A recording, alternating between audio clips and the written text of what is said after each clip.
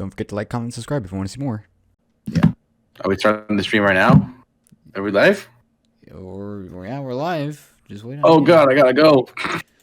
And he's gone. I gotta go. Fuck this. Fuck this podcast. All right. Welcome back to your bi-weekly podcast. This is the Play in Chat with your three typical deadbeats. Me being the host, the Handsome Cat. My other two co-hosts being Super Pixel Dude Yay. and Stray Devil Fox. Way. I was just gonna say, is he gonna say hey too? Fuck no, he said way. Nice. Man, he's way too high for this.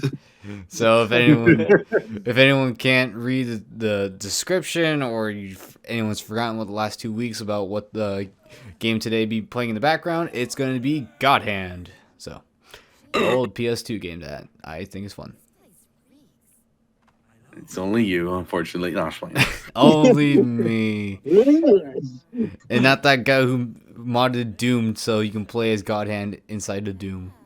Oh, that's pretty sick. Yeah. So I'm trying to have a bit more structure into this starting a new year. With that being said, with the new year also comes the Monster Hunter demo that just came out. Nintendo servers have crashed, but just be patient. You got until the end of the Nintendo's month. not crashed. No, But we have to wait long enough. I don't want to be patient. Fuck this game. Yeah, you have to wait until at least the end of the month. Or, sorry. At the end of the month, that demo will forever be gone. So, but right now the servers are really backed up because everyone's fucking flooding that just to play Monster Hunter. But besides that, before we start off with anything, how our weeks are going, or any of that, I'm going to start with corrections. Corrections are going to be anything that I've gotten wrong with the last couple episodes, or at least within the last podcast episode. And the correction was that I caught myself. I said that River City Ransom was having a spinoff called Mighty Fight Federation. That is completely false. Fake news, everyone. Fake news. Fake news. You Yes. lied to the community. How dare You're you? lying to everybody. What are you, Donald Trump? I blame the news source that I read because literally how they worded it and how they titled it, they put literally River City Ransom Mighty Fight Federation instead of saying Mighty Fight Federation is getting Ricky and Kunio from River City Ransom as guest characters. So I'm completely sorry about that, but yeah, Mighty Fight Federation, it actually is its own thing. It just got guest characters with a bunch of other characters too that I never knew about. And yeah, that is actually just a pretty close clone to Power Stone. So that is that. That's pretty good. Yeah. And that, we're gonna start off with how our 2 weeks have been.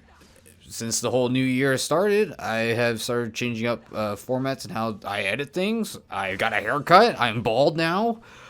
Oh God, he's bald. I'm bald. New year, new me. Other than that, just been trying to draw more. Only played 2 games, I think.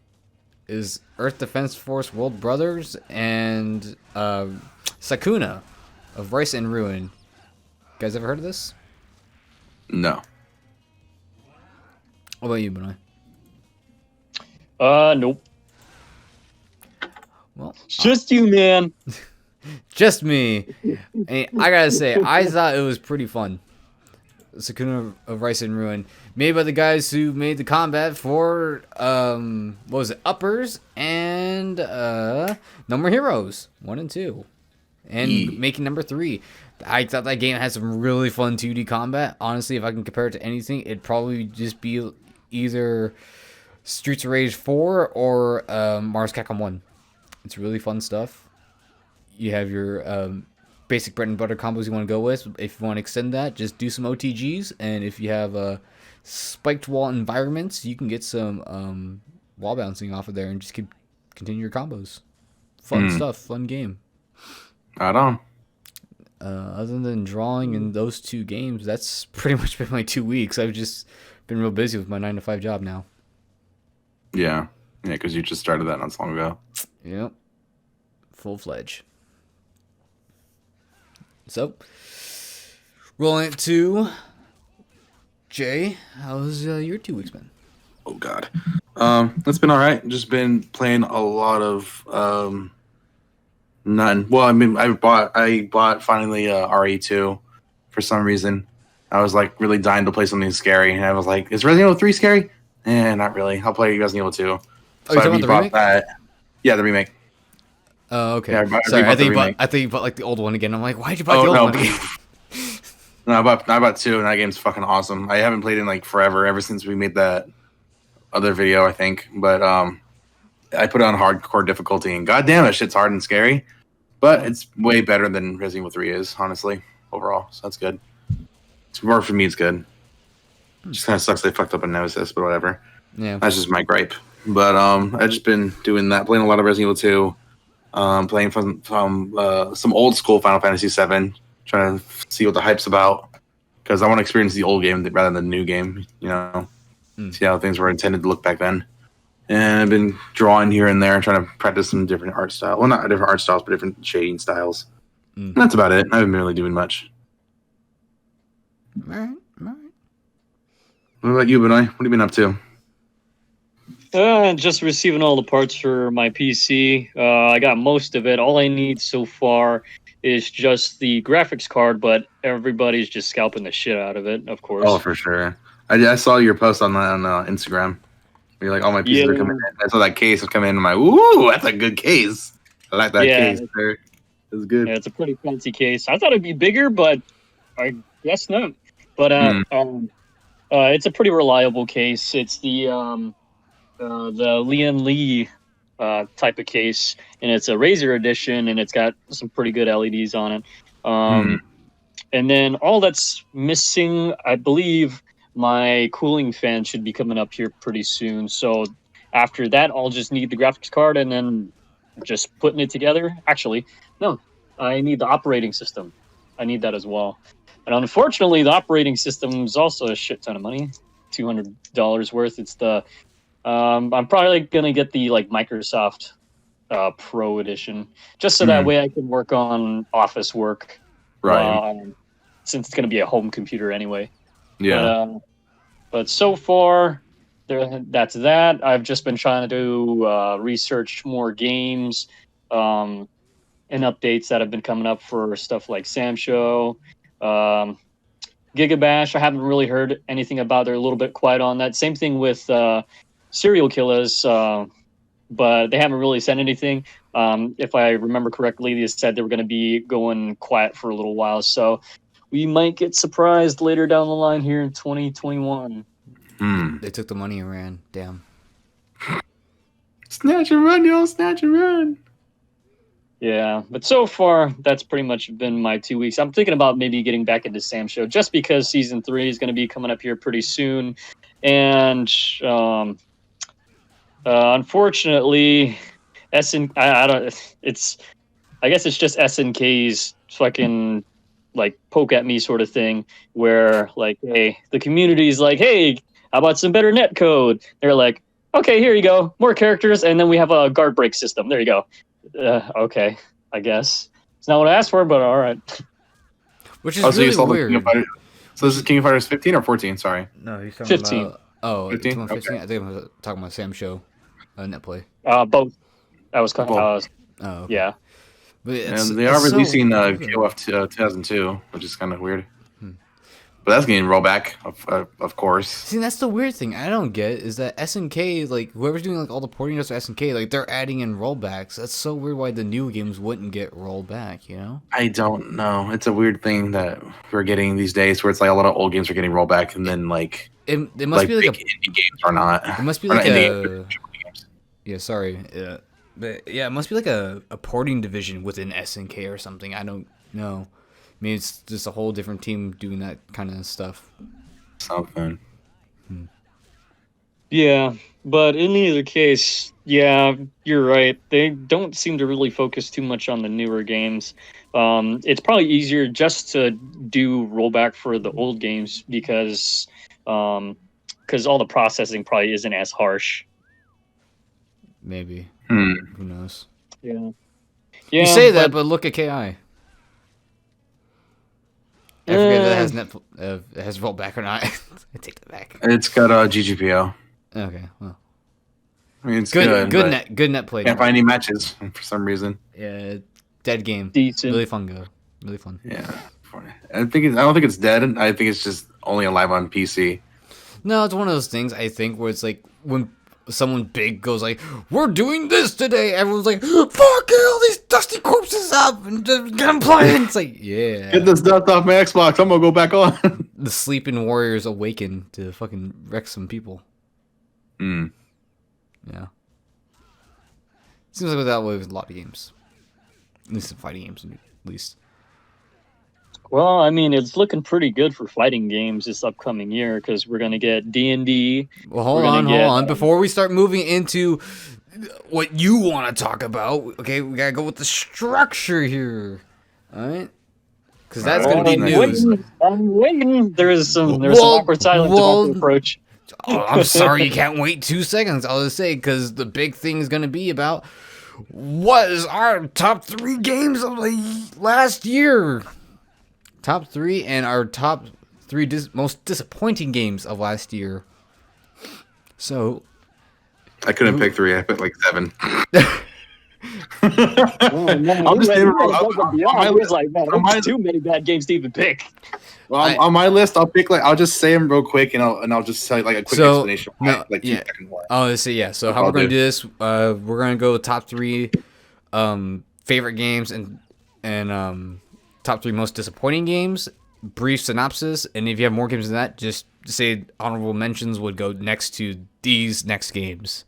You can say it extremely briefly, like one word, like bad, stinky, whatever. We'll figure it out.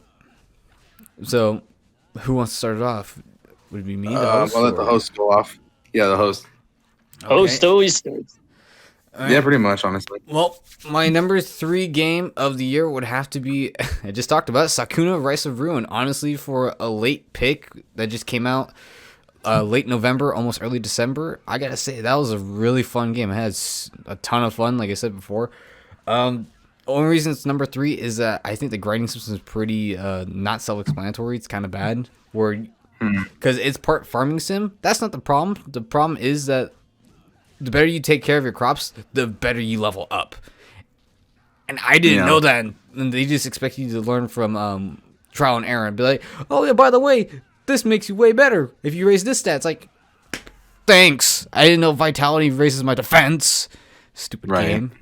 Other than that, again, that combat, though, I really like the combat. The character, you know what? It wasn't...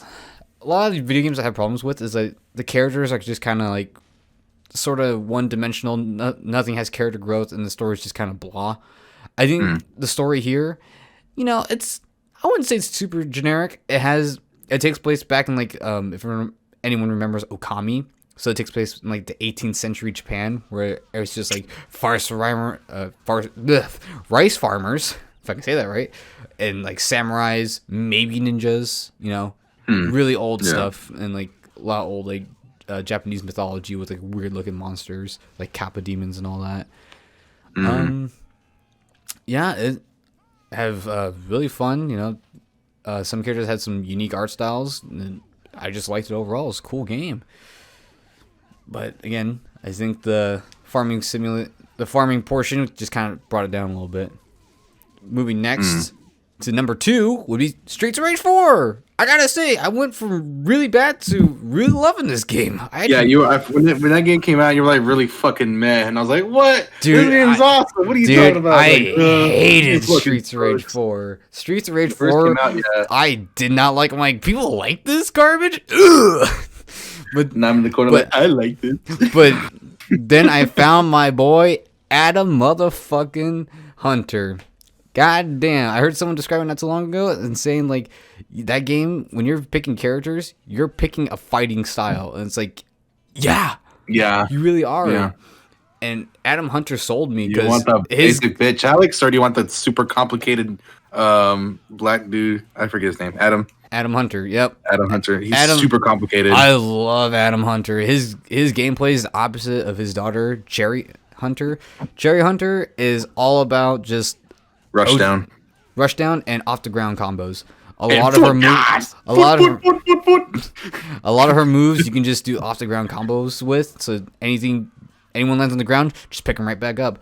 Adam Hunter, completely opposite. It's all wall juggling, baby. I love that shit. Feels good. Yeah, that game I went from really like hating it to really loving it. Second I got Adam, that game became way more fun. I actually got to trying way more characters in the boss rush mode, and that was a great deal of fun. Mm-hmm. Yeah. Only character I don't like still is Blaze. I don't understand her. She's a little weird. She's a little weird. She's really weird. But she's cool. Yeah. And my number one game of 2020 would be drumroll. Yakuza 7. Damn. Yakuza Like a Dragon. Fuck who'd have yeah. thunked it? Who'd have thunk the game franchise I love actually got better over time and got fucking amazing. That game has a slightly better refreshed RPG turn-based system. It's got characters that are actually really funny. It had character development. It's got hilarious dialogue, funny side missions as always, as Yakuza's always carried through. A story that still cares about family, which is, it kind of beats dead, but it has a new perspective on it. And really fun franchise, a really good main character, good cast they picked to carry the torch on, so it's not Kiryu and the old gang. It's fantastic. I fucking love this game. Yakuza 7, mwah, you deserve a spot for number 1 in my heart. Nice. And who would like to go second, Jay or Straight Devil? I'll let Budon go second if he's okay with that. Go ahead. You go ahead. I'm gonna grab something to munch on. Oh, this bitch! Fucking fat ass. No shame. Alright, top 3 games. Top 3. Technically, oh god, it's gonna be hard. I think my number 1 fighting game that came out. Okay, so it's gonna be like 3-1. So number 3 is gonna have to be a fighting game on the Switch that came out that I did not expect to be really like better than the first one, but I was really hoping it would. Is Kirby Fighters 2. I fucking love it because it's just so like simple, it's cute, and it's got some good ass combo. Like there's some crazy ass fucking combo videos online on YouTube. Like people are like get like from like it's almost touch of death, almost honestly. Especially Grappler Kirby, he's almost touch of death. It's insane. You start from one corner to the other and back to the corner again. It's like Jesus. Yeah, I never believed you on that until we were playing it. I'm like, this character feels okay. And I was like, you see that combo? I got a 5-hit combo. That was like 85%. I'm like, Jesus. Yeah, once you learn it, you get in there, dude. It's fucking awesome. That's about it. I don't know how many gripes with it. It's a cheap little game. It's like $20 or something like that. Number 2 was something I was hoping that would happen. It's Samurai Jack getting his own fucking game again. Not a fucking GBA pixel bullshit shit. It's like Samurai Jack Battle Through Time is so fucking fun. It's such a good time to play. Even though I haven't beat the whole thing, it's because I'm just been hopping off on different games or whatever. And it's just so like it's just different from what I expected because everybody's like, oh, it's gonna be like Ninja Gaiden because it's a Ninja Gaiden team or whatever. I'm like, okay, I haven't played all those games yet, so I'm gonna be in for a surprise. And it feels really good. The controls are tight. The animation of the characters is really cool because they keep that traditional look, and nothing looks too funky. Even though it's like a small budget game, I had my bar like set really low, but they passed that bar like by a lot. It's really nice. Even though it's not like grade A graphics or whatever, it's just like the perfect 3D model art style they're going for to like make it look like that. Outline this art style the show had, so it works out. It's not like something ugly. I guess like cell shaded could have worked, but I don't know. I think it kind of looks good in that weird like Play-Doh shading style it's going for. Yeah, it's kind of weird how that game almost looks like the old GameCube game. Just looks better. My number 1 would have to go to either Streets of Rage 4 or Predator Hunting Ground. But the Streets of Rage 4 is really fucking good because I love beat 'em ups a lot. I love the Predator movies. I fucking love them. I love all the Predator movies, even some of the bad ones. I just want Predator and stuff, and media because he's so fucking cool. And it's just like, even though at first it wasn't that great, it turned out to be really awesome once crossplay came out, because that means I could play with all my friends, and then it's just like all of us are on the hunting ground with the predator, and it's just like it's so fucking tense and scary. Where it's just like no one says anything for about 20 minutes because they don't know what, like, they're just trying to hear with the predator, and they were just freaking out when they get killed. It's fucking awesome. It's always a good time to play Predator, even though it's an online only game because CPUs fucking suck. It's still pretty fucking good to me. I like it. That's my top list. And then my other couple games that came out in 2010, they're really good. Grand Blue Fantasy. I didn't buy it, but I played that at my friend CJ's house a couple times. It's pretty good. I can see why people like that game. It's really fucking fun. It's really hype. It's really simple with this button layout, but it's really like fun overall. You can get super competitive into it. Like you can get really into it if you put time into it. Right. What the Golf is another top pick for me, because it's just like every time we play it, it always makes me laugh. It makes me smile and it makes me laugh because it's just like it's something I'm not expecting to fucking be the golf ball. It's fucking awesome. I love that game only because it just makes me laugh so much. XCOM 2. I fucking hate, but I love this game because it's so goddamn hard. I don't think XCOM 2 came out in 2020. I thought it did. I think it got released on other consoles in 2020. It did not come out in Well, technically it got released in 2020 then, because I got on my PS4.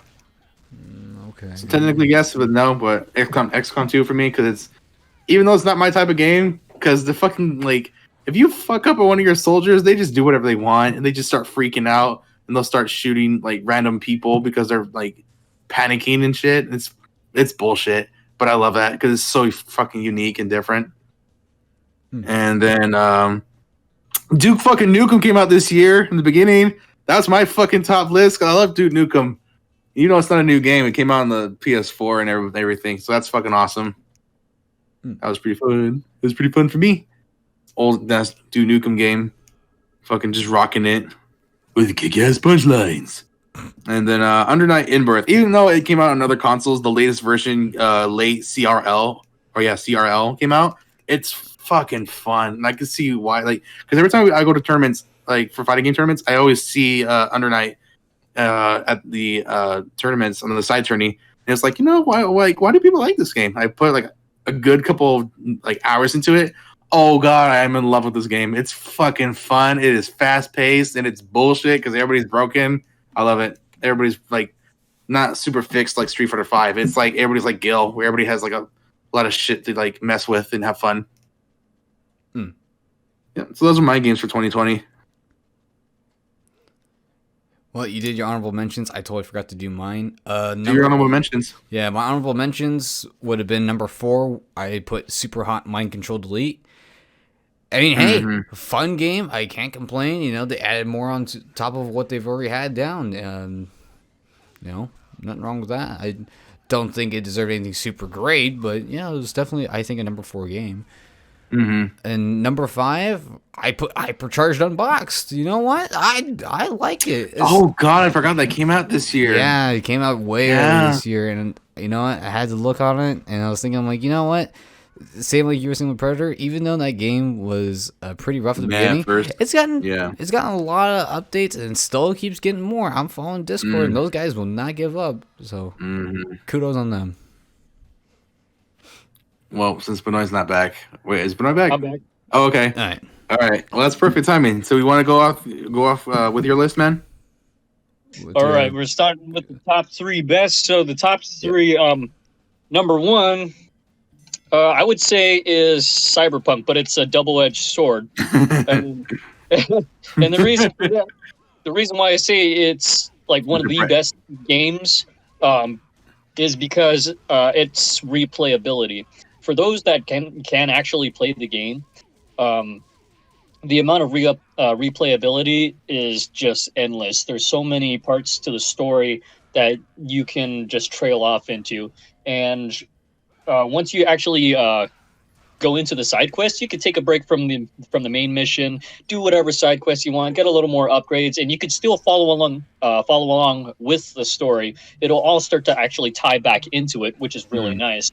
And then you'll have 3, I believe, backstories that you can go into, and it just changes the story completely.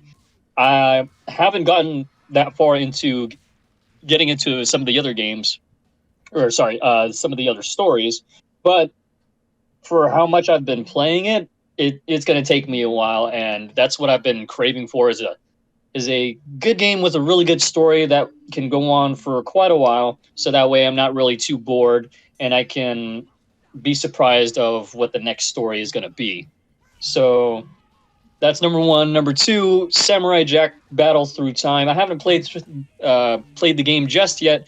Me and Pixel Dude ordered the special edition or the collector's edition through Limited Run Games. If you haven't checked them out, definitely check them out. They've got some pretty cool stuff. But in any case, it's a really nice hack and slash game. It pays homage back to the old school Cartoon Network and Adult Swim cartoons that we all knew and loved. But so far, like I said, I haven't gotten to play too much of it. I've seen some of the gameplay, and so far, I'm loving it. And from what I hear, that Pixel Dude and the Handsome Cat actually got it, and they're saying that they love it as well. So I can't wait for my copy to come in, so that way I could start playing as well.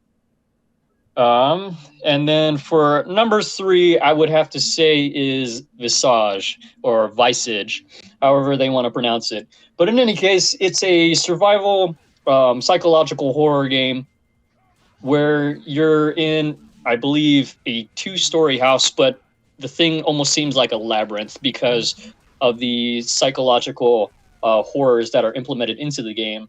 It's less about pop-ups, but more about suspense. You'll never know what's around the corner or how the rooms will change, and you'll start to hear noises after a while. You have a sort of mentality bar, and the longer you stay in the dark, the more that mentality bar starts to increase. You'll start to go insane. You'll start to see hallucinations, and the only way to suppress that is to take pills. You can either take pills or you have to have some source of light. But the pills overall is what helps to actually lower the insanity bar, which is pretty interesting.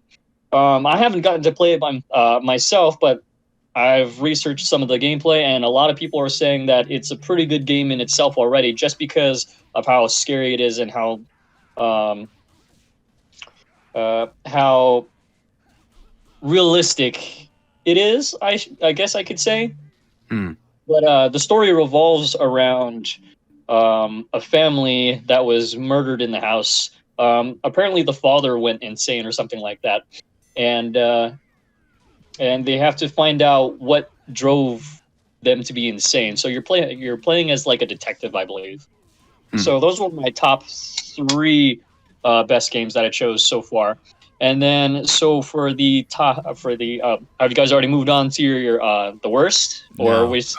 No, but you can kick off the worst ones if you want, since you're already on your list already. Well, but do you have any honorable mentions for what could have been the top 3 of your best games of 2020? Yeah. Let's see. So far, no, actually, I don't. I haven't played too many games that came out this year. I've been too busy focusing on work and getting the parts for my PC. So sadly, I don't have any honorable mentions. Fair enough. All right. All right. Do you want to start with the bad list, Stewie? All right. Starting with most upsetting games of 20. Oh, wait. Hold on. My list is wrong. Messed up here. Honorable mentions for my top games also include Deadly Premonition 2. I see. Deadly Premonition 2. That would have been probably number 6. Cool game. Love the character, love the stories. Just that combat got even worse, unfortunately.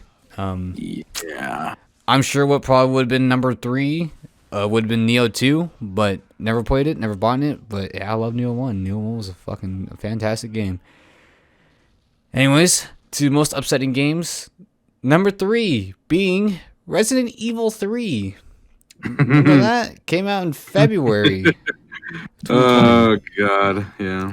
Yeah, it's weird seeing people saying that this is actually the worst game that came out in 2020, which I don't agree with. I don't agree with that. I had a really good time. The reason I put it at number 3 though is that there's so much content just cut from it, and just the ending too. It just didn't really hit home like original RE3 did. It to me it was just upsetting that we didn't get all we got like RE2. RE2, even though it was still short-ish, it still had everything that the original Resident Evil 2 had. It felt like perfect, and Resident Evil 3 just never hit that mark, upsettingly. Yeah. Number 2, coming in with Ninjala.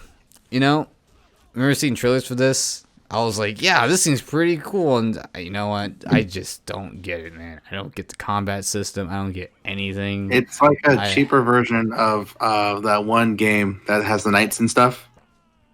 We discussed this not so long ago, too. Knights. For Honor. It's the same combat system. It's got that rock, paper, scissors shit. But like, this game makes me actually rather play rock, paper, scissors with you guys than actually play this game. That's the thing. I like the art style. The art style is really good. It's just, man, I don't get that combat. Just but number 1, clocking in, I'm gonna get so much flack for this. Doom Eternal. I'm putting Doom Eternal at number 1, worst game of 2020.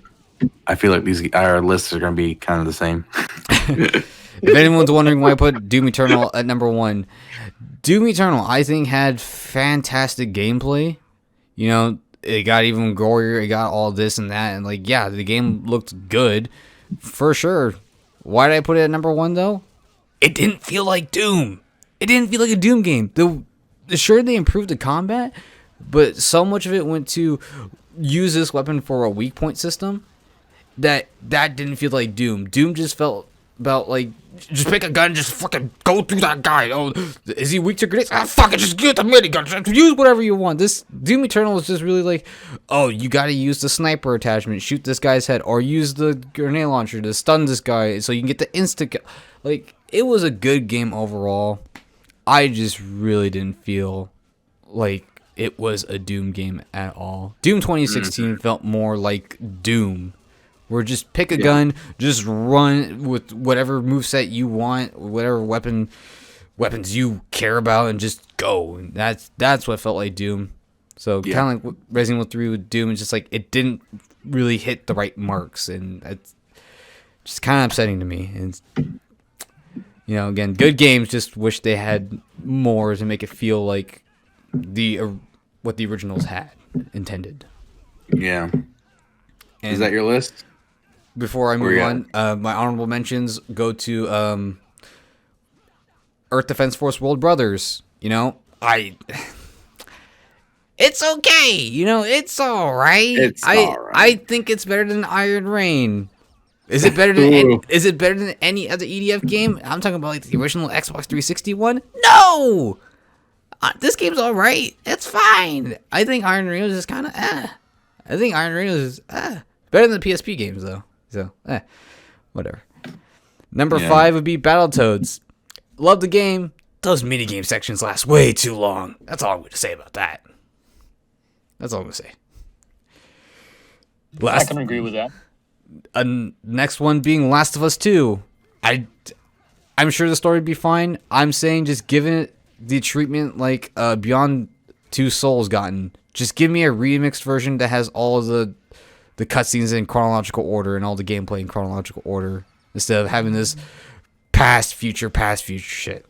That's all I'm saying. Just give me that. I think I'd like the game more. Another one being Cyberpunk 2077. Combat looks okay. That's why it's super low, because I'm not that disappointed. My expectations are low enough. It's just, gun gameplay looks okay. That's it. Yeah. And then at the very bottom, Hyrule Warriors 2. I would have put that at number 1, but the second I heard it was a Hyrule Warriors 2 game, which would be a prequel. Breath of the Wild 2, Age of Calamity. I don't care. I just didn't care. It's whatever. And that's my list. All right. Fair enough. All right, so I'm gonna go next because my list is very similar. So I'll just get it over with and I'll blow right through it. Number one for me was Doom Eternal. I had so much fucking hype build up for this game because I was just like, God damn, Doom 2016 was so fucking good. And then I played Doom Eternal. I'm like, why do I have to use this gun on this guy? Why can't I just use the fucking rotating Gatling shotgun on everybody? It's just that problem of certain enemies need this certain weapon, but it's just like, I don't like that weapon. It fucking sucks. Like that shockwave on that one plasma gun, it's like, it's fucking bad. I don't like that shit. Get it away from me. So it's just like, it's just really disappointing.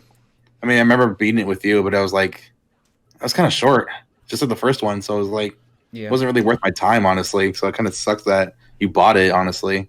Kind of felt like you wasted your money because it was so goddamn short compared to the first one. And gameplay was good. Just didn't feel like Doom. Yeah, I don't know. I don't know if I call it good, but yeah. Next for me is Resident Evil 3. It wasn't scary. It's not scary at all. Resident Evil 2, I'm playing right now on hardcore mode. Yeah, it's scary because it's on hardcore, duh. But it's like, if I play hardcore mode on Resident Evil 3, it's too easy still. That dodge is so fucking OP. That dodge just ruins the game because you can just dodge anything if you're really good at it. And it's just like the fact that Nemesis is like a cutscene, or like a specific area activated, makes it way less scary for me because Nemesis is like, he's here, but if I walk a certain distance and I look back, he's just going to teleport out of that area because he's not supposed to be in here. It just ruins the game for me. I don't like Nemesis. Like, I love Nemesis. I just don't like him in that game. He's not scary. I mean, yeah, the old game did that, but it just kind of sucks they kept that same formula where Nemesis is here, but he stays here until you get to the next, until you get to a specific area. Where Mr. X in Resident Evil 2 is just like constantly chasing you down the hallways in every fucking room, and you're not safe in any room except for like the save rooms, but they're like very few of them in the area, like in the police station. So you have to like really like walk around and just be very quiet while avoiding like lickers and zombies that are just fucking waiting in every room. So it's just like Resident Evil 3 was just so disappointing when I played and beated it. Because even the very end of the boss battle was just kind of weird. It was just like that weird plasma cannon. You just kind of finish it off. Like, it's all right. Not as good as Resident Evil 2, honestly, but that kind of sucks. History repeats itself. The original RE2 is way better than RE3. So, I don't know. Next for me is Genshin Impact. I liked it at first, and I fucking hated it. The grind's too fucking much. I hate the grind. It's not fun. This makes me not want to play Breath of the Wild. I've never played Breath of the Wild, but if it's just like that, I'm like, fuck this. Give me that special motorbike that Link gets, and I'll just have a good time with that. We get to beat all the DLC to get that bike. No, and let me buy the bike. Doesn't Link get a horse in that game? You have to you have to tame a horse. Well, that's fine. I mean, it's faster than fucking walking everywhere. Okay, find a horse. I know. Go find a horse. In Genshin Impact? No, in Breath of the Wild, you have to go find a horse. No, I know. No, that's what I'm saying. Like, I'd rather do that because in Genshin Impact, you have to run everywhere. And, like, sure, the scenery's nice, but, like, I really don't want to, like, walk through the whole goddamn land. I'd rather have a horse or something that can, like, let me look at this nice scenery while kind of traveling kind of fast, you know?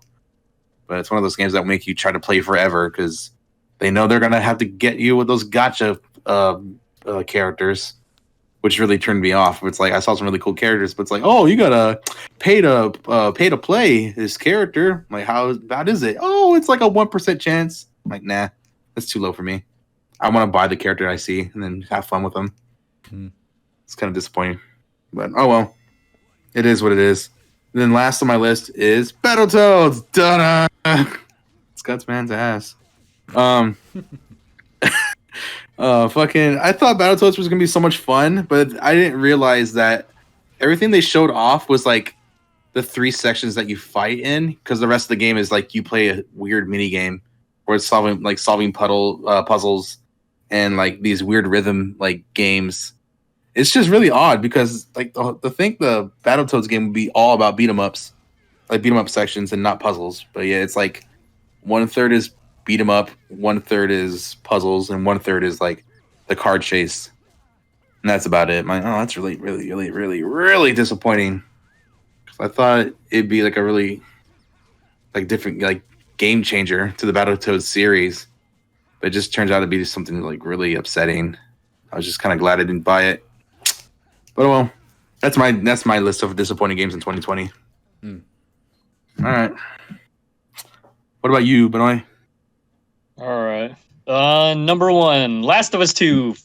And the reason why is because the story's fucking horrible. I'm gonna leave it at that. There's no spoilers. But I mean, I'll spoil it. Who fucking cares? No one listens to this podcast. Who cares about them? All your favorite characters die, and all the characters you get introduced to die. So, yeah, pretty much. It's like the Walking Dead series. Yeah, every time you meet somebody cool, hey, you're really cool. You know what? The only cool character that lives in the Walking Dead series is Jesus. That motherfucker, that gay dude that has like a samurai outfit in the end of the game. He lives, and he's super cool. Oh, it's the only cool character that lives. I totally forgot about that fucker. Mm-hmm. Anyway, sorry. I didn't mean to interrupt you. Yeah, but anyway, yeah, Last of Us 2 fucking sucks. That shit was pretty damn fucking bad. Number 2, Fall Guys. I mean, really? At first we were having tons of fun, but then so I'll give them points for like putting in new courses and everything, but the one thing that they haven't really fixed is the network latency. Yeah. When you're playing games with that have to do with grabbing, people grab you from like over 5 to 10 feet away, and it just makes the game not fun because when you're playing those types of games and you're only like 1 point behind, but somebody happens to grab you from like 5 feet away because of that latency, you end up losing that round and you're kicked out of the game. Yep. So it just makes it not really fun at all, honestly. Yeah. So unless they actually, fix that later on, then my mind might change later. But until then, it's going to stay a solid 2. Nope, because... But it just sucks that I ended up having to pay for it, whereas Pixel Dude and Handsome Cat got it for free. Yeah. But in any case, they had the right idea. Just wasn't carried through very well. And then on top of that, I'm glad that they implemented the sort of like, hey, if you want to play in teams, you can play by yourself. So that way, nobody screws you over. But in any case, it would have been nice if it was that way from the start, because there were always going to be those types of people where you'll get to play with kids because it's sort of a kid-friendly game. Yeah, for sure. And because it's a kid-friendly game, you're going to get those, those kids that just kind of dawdle around. But it is what it is. But in any case, the only thing that really messed it up for me was the whole not being able to fix the latency, but they decided to include more courses. And then for my last one, again, Cyberpunk 2077. Hey, you can't do that. Choose a new game. Yes, well, you did say it was a double-edged sword, so you Yeah. can't technically do that. You already said it. Yeah. Yeah. So, it really sucks for those that aren't actually able to play it, like the very first gen consoles of Xbox One and PS4, because it's practically unplayable. They may get to like a loading screen, and then all of a sudden it starts to crash. All the graphics that are associated with it, they start to crumble, and it just sucks because then they've basically wasted money to get the game. But on PlayStation's end, they've taken the initiative to say, hey, this shit's not playable on the old gen consoles, even though the game was announced before the newer gen consoles were going to be released. And it just sucks for those people because they aren't able to experience all of what Cyberpunk could be once they have the whole updates roll around, and if they roll around. But in any case, that the reason why it's number 3 is because they still have the potential for those updates. It's not the worst because they could update it later, and it could be the most greatest thing ever once that update rolls around. How big is that update going to be? Have no clue, but it's going to probably be huge considering that there's a lot of game-breaking glitches and graphics that need to be worked on. But in any case, until then, that one's going to stay at number 3. Some honorable mentions. I really don't have any for honorable mentions either, because, like I said, I haven't really played too much of the games that were released here in 2020. Just been focusing on getting a new PC, so that way I can put out better videos and games. Right on. All right. Well, that's our list for this year. And that was 2020, In a nutshell. Yeah. So, I guess I'm going to start doing some news. If you guys have anything interesting to say, or if nothing to say, I'll just keep moving on. Just stop me whenever you want to. So, All right. First small piece of news is Bomb Rush Cyberpunk. Nothing really big, but they did show off 2 new factions within Bomb Rush Cyberpunk. One team being called the Rezo Specters, which honestly they look like the robots from Fooly Cooly. If no one's watched Fooly Cooly, look up. Trust me, it's FLCL. Just look up the robot design from it. Rezo Spectres look just like it. And the other ones are called the Franks, which they're Frankenstein-looking people, but they're B-ballers. B-balling Frankensteiners, yeah.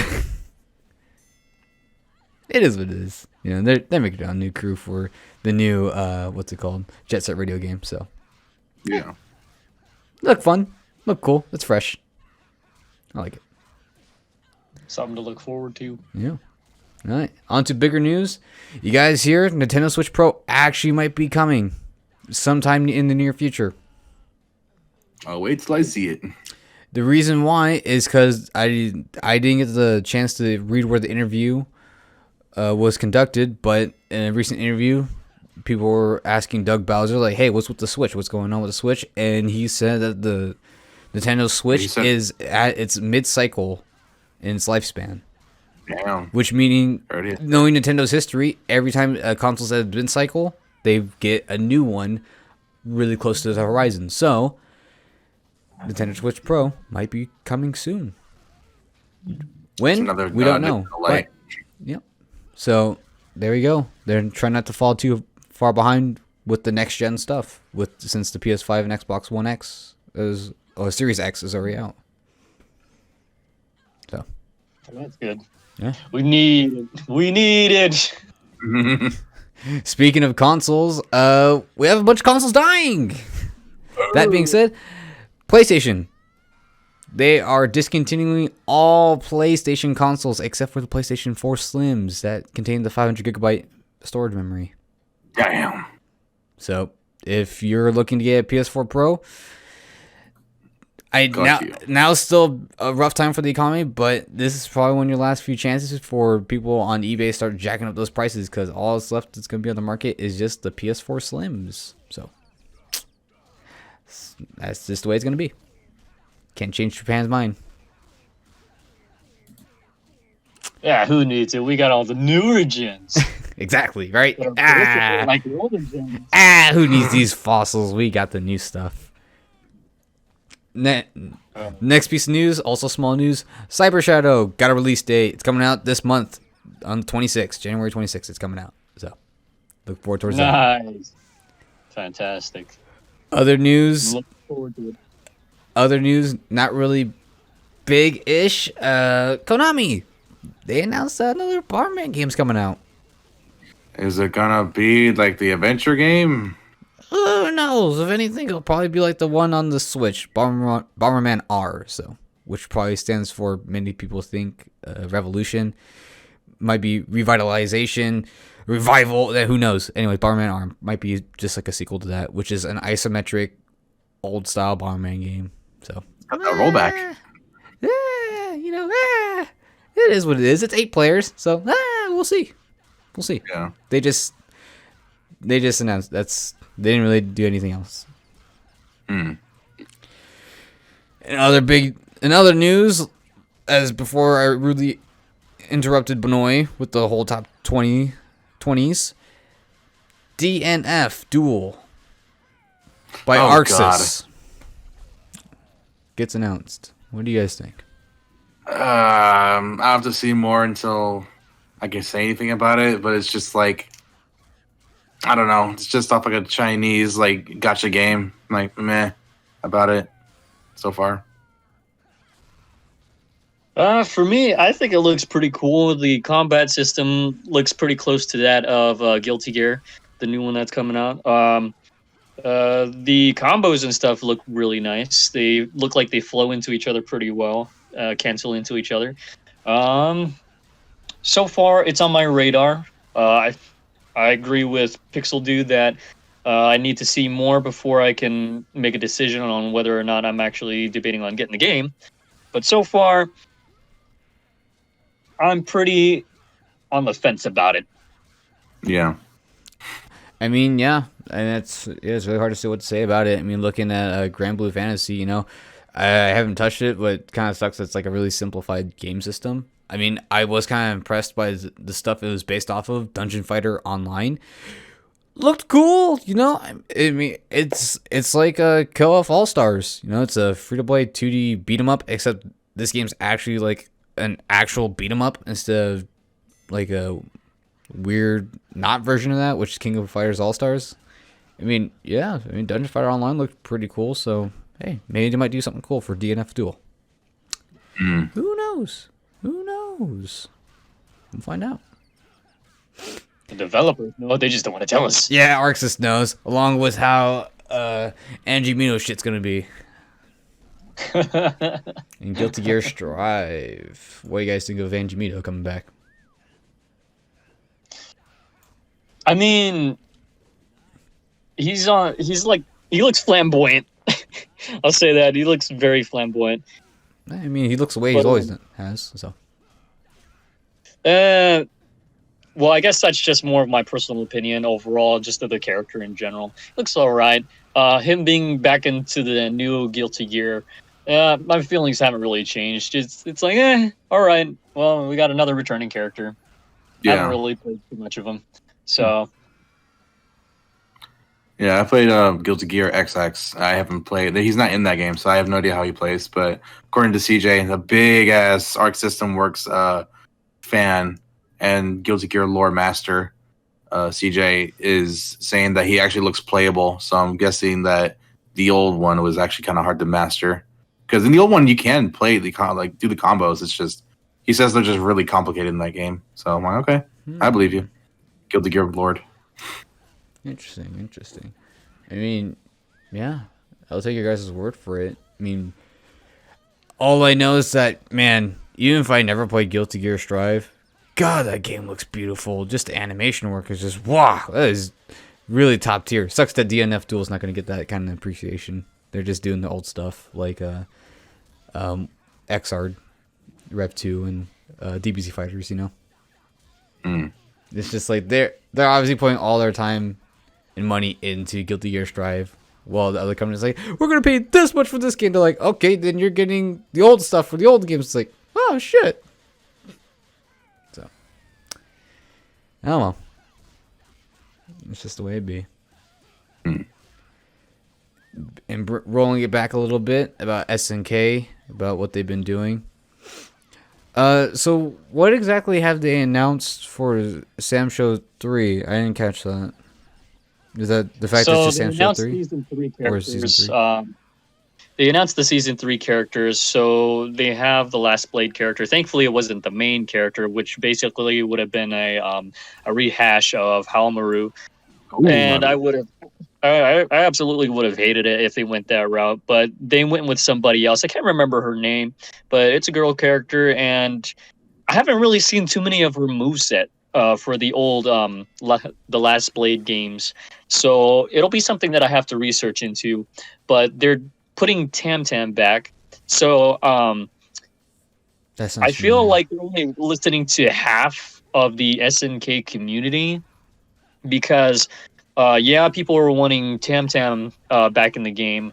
However, the one thing that they still haven't really seemed to focus on was the netcode. Instead, they implemented a guard break system. I'm not sure how that's going to work out, but I think it's kind of counterintuitive, because they already have a sort of like grab button and then a dodge button So to add a guard break system, it's like, what's the point, really? Maybe Because it's like trying to go for more like Alpha 3 and Third Strike, where it's like, yeah, you can parry, but it's like you don't want to block too hard because then you'll just get punished for blocking, you know? Yeah. yeah, but here's the thing though, is that people What's up? can essentially do like a spot dodge anyway. Mm, Well, yeah. So that's the thing. It's like you can do a lot of things in Third Strike too, but it's just like, you know, just, I guess it's just, I guess we just really punish like new players, I guess, but it feels like it's already like kind of too old for new players. But who knows?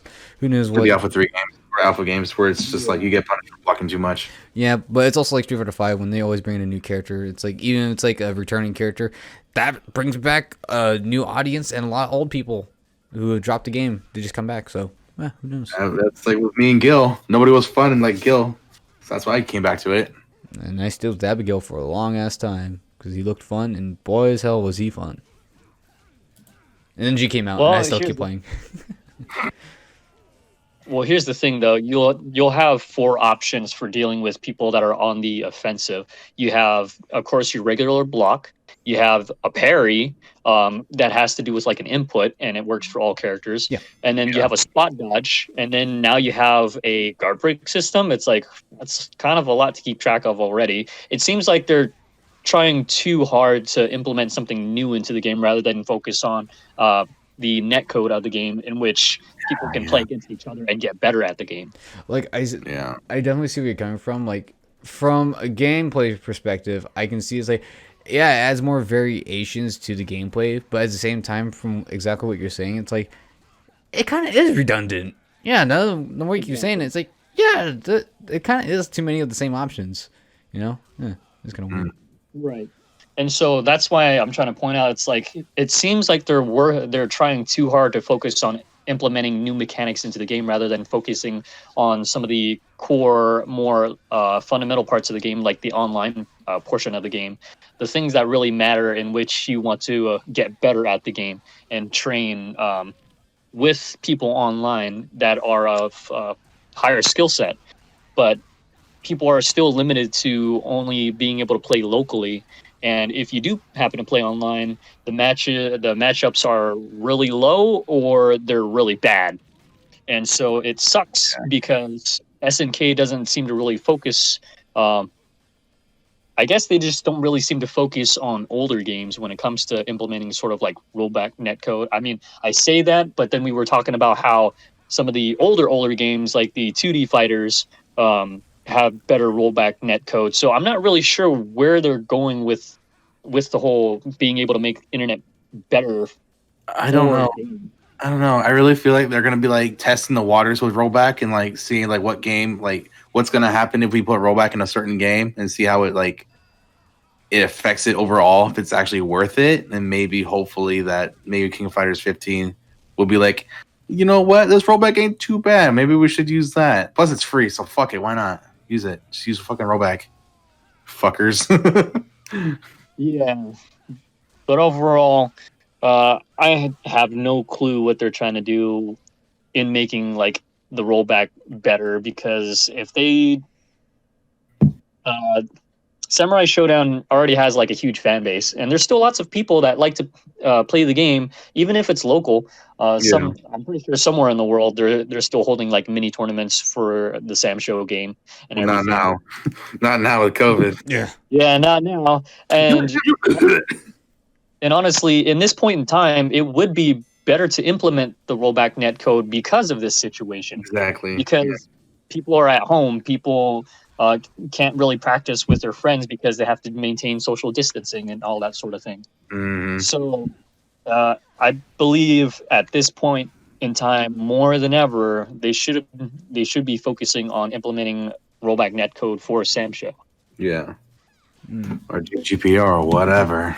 I wonder if they're also doing the same thing where it's like Arxis, where it's like they're just putting more of their resources right now into the next KOF game instead of actually putting in the Sam Show. Upsetting as it is, but who knows? I'm not a guy who works in SNK, so I'm not sure where the logistics team is coming from. So who knows? Yeah. So there's that. with Sam Show, with the season pass of Sam Show 3, and then of course they announced the King of Fighters 15, and crazy enough, it looks similar to the same art style as Sam Show. It just looks a little bit cleaner because the outlining of the characters isn't as harsh with like inking as they would do for like Japanese art styles. Yeah. But overall, the characters look pretty good. Gameplay looks pretty nice. 14 looks like Street Fighter 4 and 5 mixed together. Honestly, I was thinking about it's like, man, 14 really does look like KOF 2003 when they first started doing the 3D models. It's like, oh god, yeah, it's like they were okay. They were pretty decent PS2 models, but it's like, man, 14 didn't really look that much better. Surprisingly, for some reason they went for that really harsh, like cartoon look with realistic textures and realistic shading. I mean, hey, I'm glad. Really clashes. I'm glad that Sam Show came out and they really just found their grounding for art style, just like Arxis did a long time ago. It was like, man, yeah, good job, you guys found a good style. Arxis made the hard transition with just 2D, like, 3D. 2D anime? Nah, we'll just make that 3D look 2D. Fuck it. Okay, I think I get it. That works for me. I mean, what was it? Arxis' first trial was Guilty Gear Overture, the second Guilty Gear. I mean, that game, it still looked good, but didn't look like the Guilty Gear fighting games. So. Well, yeah, of course. They're still testing the waters with 3D right, models. Exactly. That was the first 3D if you test. Fuck it up once, it's just going to be that one ugly Guilty Gear game. That's what I'm saying, right? That was their first 3D game, and it's like, you know what? Still didn't look bad. God, those Guilty Gear models without the cell shading are horrible looking. Is it like Mars Capcom Infinite? No, they have like puckered in like mouths and stuff. It's weird. If you can find the images online, they're fucking weird. I'll see if we can find something and show you guys. It really makes me think of like Mars Capcom like Infinite or like Mars Capcom 3 models without the shading, which just looks kind of weird. Which is like the hard comic shading. Anyways, yeah. But in any case, hopefully SNK doesn't show KOF 15 too much love, as we're only into the third season of Sam Show, because they'll most likely do one more season of Sam Show. I don't think so. I don't think they'll do a fourth one. It could be possible. But in any case, I'm hoping that they'll implement more stages, because so far all they really announced was just characters. It's definitely lacking in the stage portion of the game. And honestly, I find myself enjoying a lot more of the scenery than I do the fighting. So hopefully they'll decide to throw in some free stages along with the season pass. And I'd be totally down for it if they did. But again, it's up to the developers and everything. But so far, like I said, I just hope they don't implement too much love into the new KOF 15. So We'll see. But so far, a lot of things are flying over their head because the community is telling them to implement rollback netcode, and they don't want to seem to listen to that. But yet they'll still listen to the community and implement Tam Tam as one of the DLC characters. It's like you're only listening to like a very, very small portion of the community, like 1/3. Well, you say that, but you don't know. It could have just been like a planned thing already. Like one of those things which is like, oh yeah, it's a popular character. We'll just bring it back. Of course we will. You never know. But that just makes the situation worse because they're not even listening to the community at all. Then I mean, look at Street Fighter. Fucking, they came out the new head team developers for Street Fighter 5. They came out with just like, yeah, we're gonna bring back rival schools, and who we bringing back? The most popular character. It's like, well, shit, about the Boost World. Who the fuck guess? Thanks. You never know, right? It's not like they really listen to the community, like who to choose for the character. 'Cause people just said rival schools in general, but it's usually they already kind of know what the fan base is, and they'll just kind of shoot for that character. So I'm sure. Yeah, I'm sure they. Yeah, I saw that. But guy looks fucking horrible. But yeah, no, it's probably they've already probably had Tam Tam like in the works. They already honestly, I find it a little funny that the movie industry was was like more open to listening to the community than game industries are, because when Sonic came out, everybody was hating on the artwork that was done for the first Sonic, and after that they decided, yeah, it looks pretty bad, so they redesigned Sonic for the movie. I was like, wow, the fact that the movie community listens to the people more than the gaming community and developers, it's like, oh geez. Yeah. And, Well, the Sonic model was okay. The new one was, at least. It was fine. Nothing to complain about. yeah. Well, it had to look like the game or not, because if it didn't look like the game character, it's gonna be weird. Yeah, it looks like a Like weird a fucking Mario movie. man. They should have just made Sonic Man from Sonic 06 as Sonic the Hedgehog in that movie. That'd be great. Sonic Man. Wee Man. He's wearing a Sonic suit. It's Wee Man. No, it's Sonic Man. So at least just some 5'6" dude just has like Sonic gear on, saying, "I'm the Hedgehog." That's all he does. Oh god, It's great. But when it's good, straight up. Dogs. Yeah, and he runs like 2 miles an hour. He's fucking slow Yeah. as shit. Sonic Man. I miss Sonic 06. What a shitty game. Yeah. But I mean, it's nice. It's nice when some game developers do listen to the community. I mean, I believe Cyberpunk, they took the initiative of making sure that people don't get like copyright stricken for using some of their music and everything. But they already fucked up they on that. We talked about this last time. They already fucked up on that though. I mean, sure, it may not be like except for like one or two songs, but at least they took people a step found out more. forward. It was like 10 or 12. Out of They've- how many songs that are in the game? Exactly. They missed a lot, but a lot of those big songs are in like the cut scenes, so people have to mute the cut scenes. It's Yeah, not just like but- car music. Yeah, at least they took the step forward though. I mean, they kind of had extra to. step forward. Yeah. How much flack they've gotten.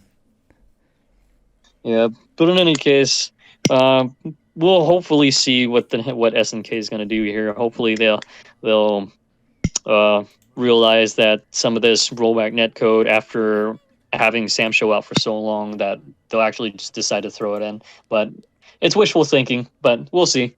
Yeah.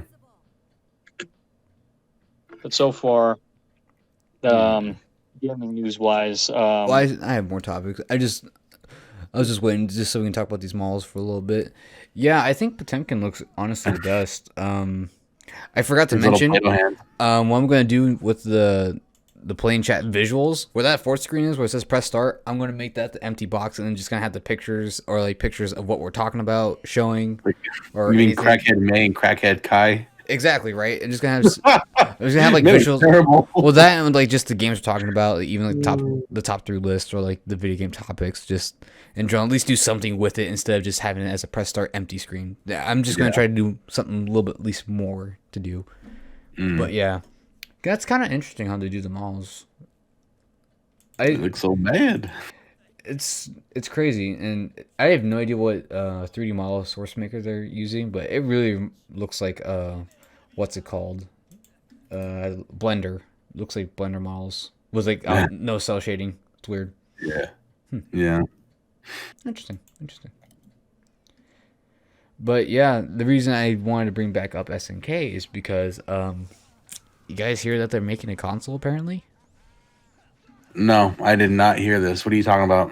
I mean, apparently they had some dude had an interview with SNK, and they just said, "Yeah, we have a console brewing up in the works, baby. What can it do? Who knows? I don't know, but apparently they're making a new console. Apparently, It's the Neo Geo Pocket 2. Yeah, exactly. Yeah. You know what? I'd be down if it didn't if they did what Sega did. It was like those little tiny consoles, little portable ones, Or had do like Sonic or whatever on it. or do what really small companies like Hyperkin and the guys who made Retron just make like, oh look, I made a handheld N64 cartridge and we're selling these, Yeah. or Game Boy, whatever. Yeah, who knows? I have no idea what SNK is doing. Yeah, they have all this stuff coming up. No, I honestly doubt it's going to be like an actual powerful console. I think they're going to be like re-releasing like a retro console, like the Super Nintendo Mini. You know, I feel it's gonna be like that or something. Yeah, who knows, right? A new console could mean just like either it's going to be something big stepping up to the plate or something old stepping up to the plate, like the was it like the small arcade machines they made where you can just plug it into your TV. And those are technically consoles, as they're quote unquote handheld consoles.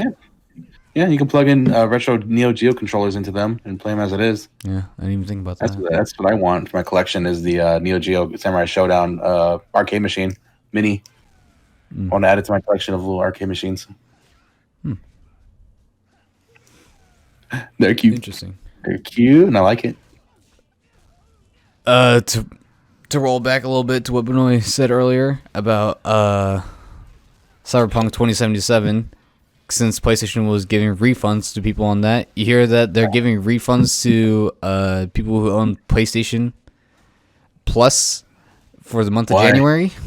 Oh, why? What's going on with that? Wait, why do you have to refund PlayStation Plus? People want a refund for their monthly subscription to PlayStation Plus because they feel like they got ripped off because there's salty man-eaters there. God damn it, why is Man-Eater free this month? I just bought it last month. You're telling me it's free next month? Fuck you, give me a refund, god damn it! Is Man-Eater that shark game? Yes, it's the shark game. Okay. The shark game. It's free on PS5. That shit's a lot of fun. Well, it's For how buggy it is, it's a lot of fun. Yeah, right now it's free on PlayStation Plus. I don't know. I forgot if it was free on either the PS4 or PS5. Maybe it's free on both PlayStation Pluses, but regardless, people who bought it literally within last month because it was on sale are now salty that it's free the next month. Yeah, it kind of does suck. I mean, you can't blame them. Yeah, and they're probably right now is probably the best time to complain to PlayStation about it right now since the whole refunding of Cyberpunk still happening. So they might only be doing this for a month. They don't probably expect this from any other month for the rest of the year. Yeah. Unless something else big, catastrophic happened. Because they didn't even do refunds for Last of Us. Well, then again, Last of Us wasn't breaking like a motherfucker. Yeah. People want them refunds because they fucking hate life.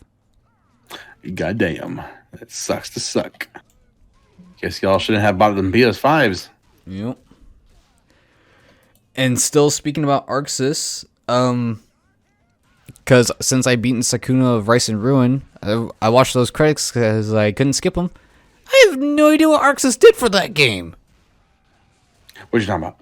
Like, Arc Sys European Division was listed for some type of development for Sakuna of Rice and Ruin.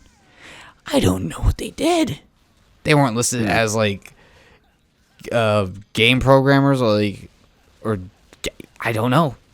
I don't know what they did. I don't know if they just brought in a team to do something or... That's the thing, because Marvelous was kind of like the publisher in a way, sort of. Not really, though.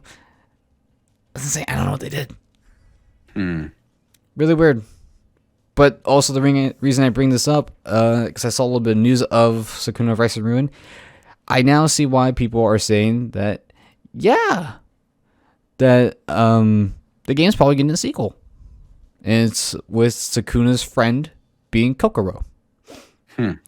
And she, instead of being a dirty rice peasant, actually makes a lot of like mechs, like a lot of robots, servants, like guard the holy palace in the heavens. Right. So what I'm hoping for a sequel to be is that maybe it's a shooter, hopefully it's different gameplay, and that instead of like tending rice fields as a mini game or side thing, maybe it'll be like a RTS or something. I don't know. Could go somewhere completely left field, totally different game. All right. And before I get this correction wrong, I forgot. Yeah, Marvelous actually didn't make the gameplay. Surprisingly, these guys did. Marvelous did the localization of Sakuna of Rice and Ruin, which is weird because the gameplay looks right up their alley. That they could have made it.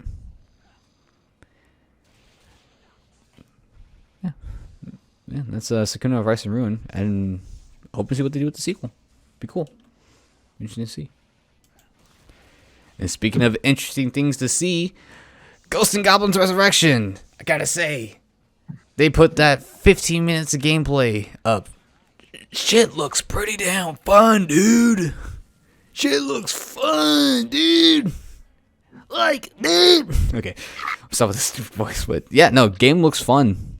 Legitimately looks really fun. They changed a lot of things. It's slightly easier. It's still pretty hard, but it's slightly easier for people to actually just come in now. I can't tell because they did show off it. There is 2 paths you can pick from the very beginning.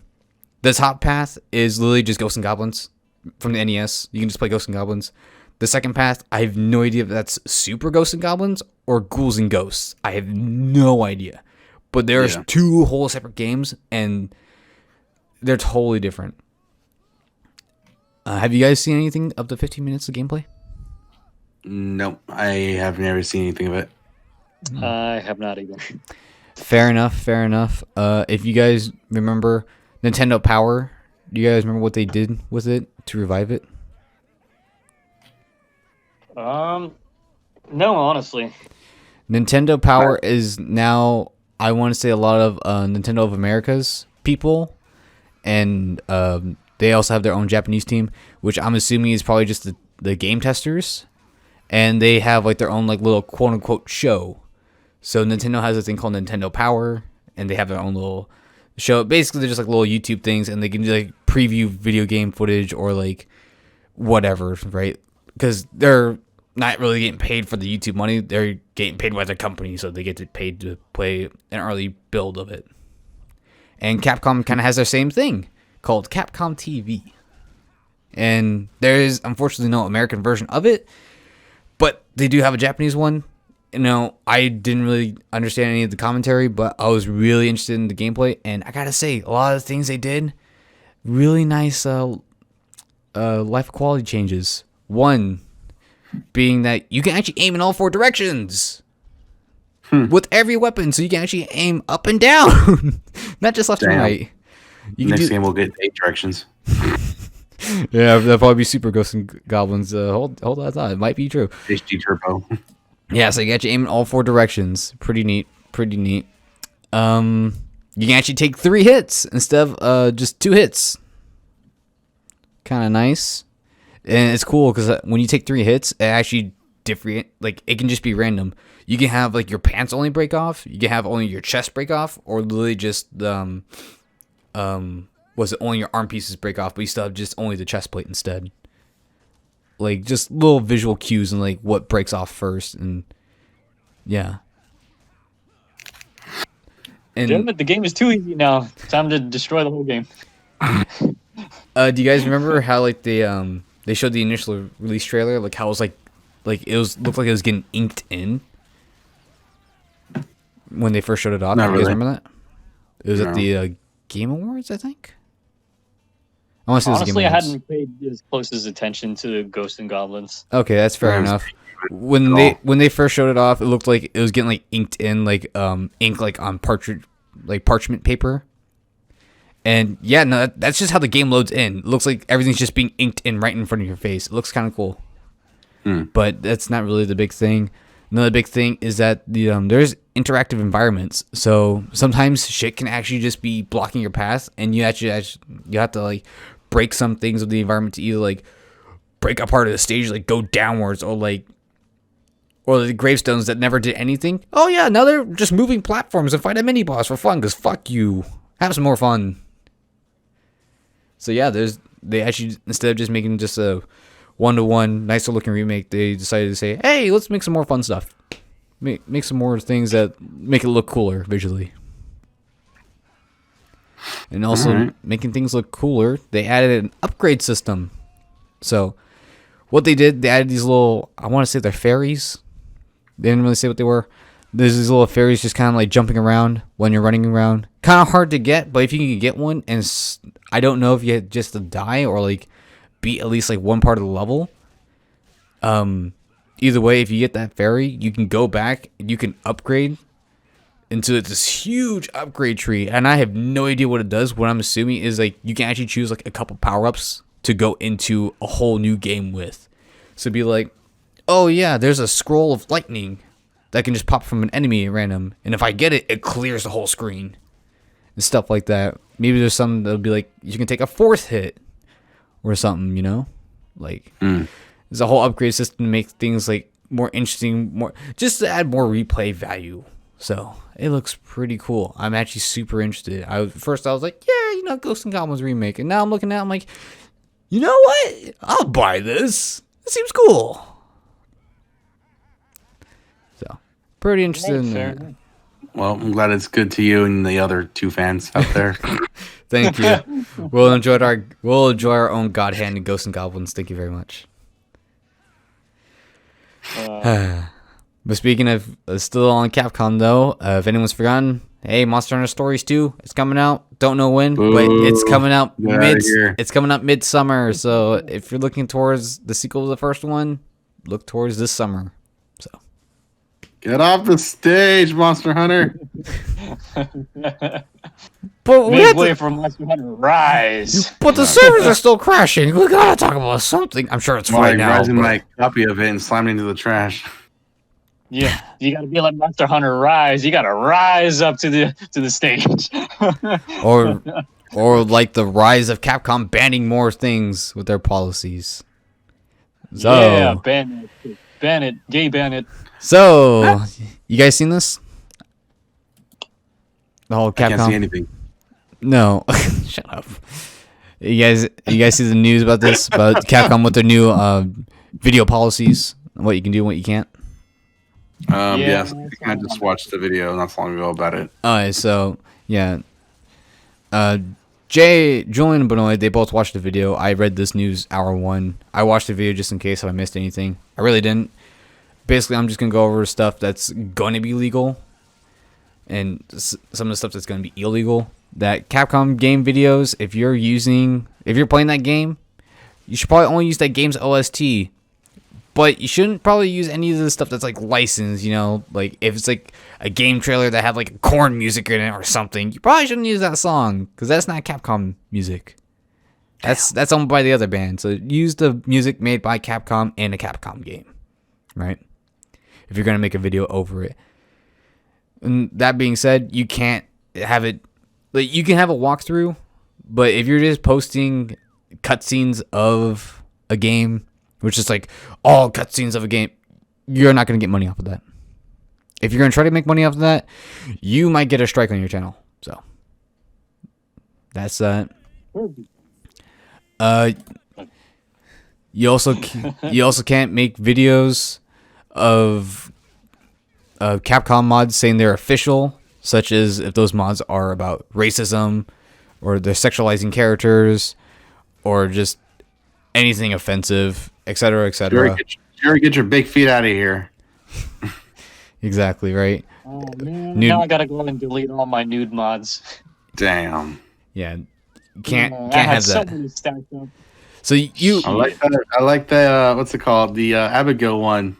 His dick gets all hard and huge when he pop up the beach. Jesus. I've seen some. They're fucking awesome. Jesus. If you look up some on YouTube, they're censored, but you get the idea. They're fucking hilarious. See, Abigail's just all limp, and then when he gets feet trigger popped off, he's all fucking rock hard. Just weak everywhere. It's like, goddamn. A man's gonna log for a dick. So I want to say you can still make videos of these. Oh no, you can. I'm sure, like, actually from within the guidelines I was reading, you can actually still make videos of these. You just can't say these are official mods, and even if you do, I don't think you can still make money off of them. Like, you can just have them up there for fun and just for free. And that also being said, if you have paywalls behind videos that are Capcom games, such as, like, let's say it's like Mega Man 11 or Street Fighter 5 footage, or even if it's God Hand footage, if you're saying like, oh, pay me $1 and you can see this, but only for the people who pay $1, that's just not allowed. Yeah. So if anyone has a paywall behind any Capcom game, just don't do it. And well, that's good because then at least it doesn't, hinder some of the people that actually just kind of do the streaming, and it still allows for people to actually donate to their stream. So, so at least in that way, if people want to, they could still donate and everything. Mm-hmm. That also being said, the weird thing, which I never seen anyone do this. I'm sure they made this because there's some people doing it. Where, if you buy a Capcom art book, don't show any of the contents. Just show the cover. That's it. Which, again, I don't know who that applies to. I've never looked up videos of that, but I don't get it. I don't know who's making money off of just going like, here's my Capcom volume of Darkstalkers 1. I have 1 through 10 here, and I'm going to show you all of the pictures. It's like, what? Who does that? Who makes money off of that? Again, I don't look it up. Hey so man, maybe he's all the Capcom people are hating on the those YouTubers that do like open box videos. Well, you can't show any of that shit no more. Well, no, Sorry. that's the thing. You can still do unboxing videos as long as it's a paid promotion, and it's an unboxing video, or let's say like you got the collector's edition and you can unbox everything from it. You can still do that, but if there's an art book, just show off the art book, but don't show the contents inside. That's the thing. That's the weird thing. That's what I'm saying though. Watch when like all of their viewers drop off. Man, I wanted to see all the contents inside of the book. This channel's jank, and then you just fucking unsubscribe right that second. No, just be like, man, I can't show you guys this art book, and like 1 second later, wow, that's some amazing art, and they just move to the next thing. Wow, holy shit, man, you guys gotta see this shit. And then next thing you know, things happening off screen. Capcom, hey, you can't do that. No. Like have like a big piece of paper that covers like both pages, and it just says censored. Like, look at this shit! Wow. You can you can probably still do some fun shit, but yeah, you can't show it off any of the art. Again, I don't know who's doing that, but you can still do this is a fucking fuzzied out censor bar. Yeah. Oh man.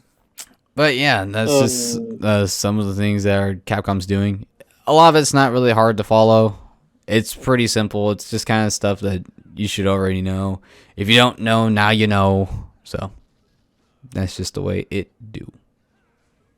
I think aren't they still debating on the whole or voting on the whole DMCA thing? I thought I heard from someone that it still hasn't been passed yet. If it hasn't, fucking good. It's like net neutrality. Fucking good. Don't pass that. It's fucking stupid. Yeah. Some person posted on YouTube. I noticed it, and I was like, "Oh, okay." It's about 1 or 2 days ago that they still haven't voted on it, and it's supposed to be voted on within the next, I think, 2 or 3 days.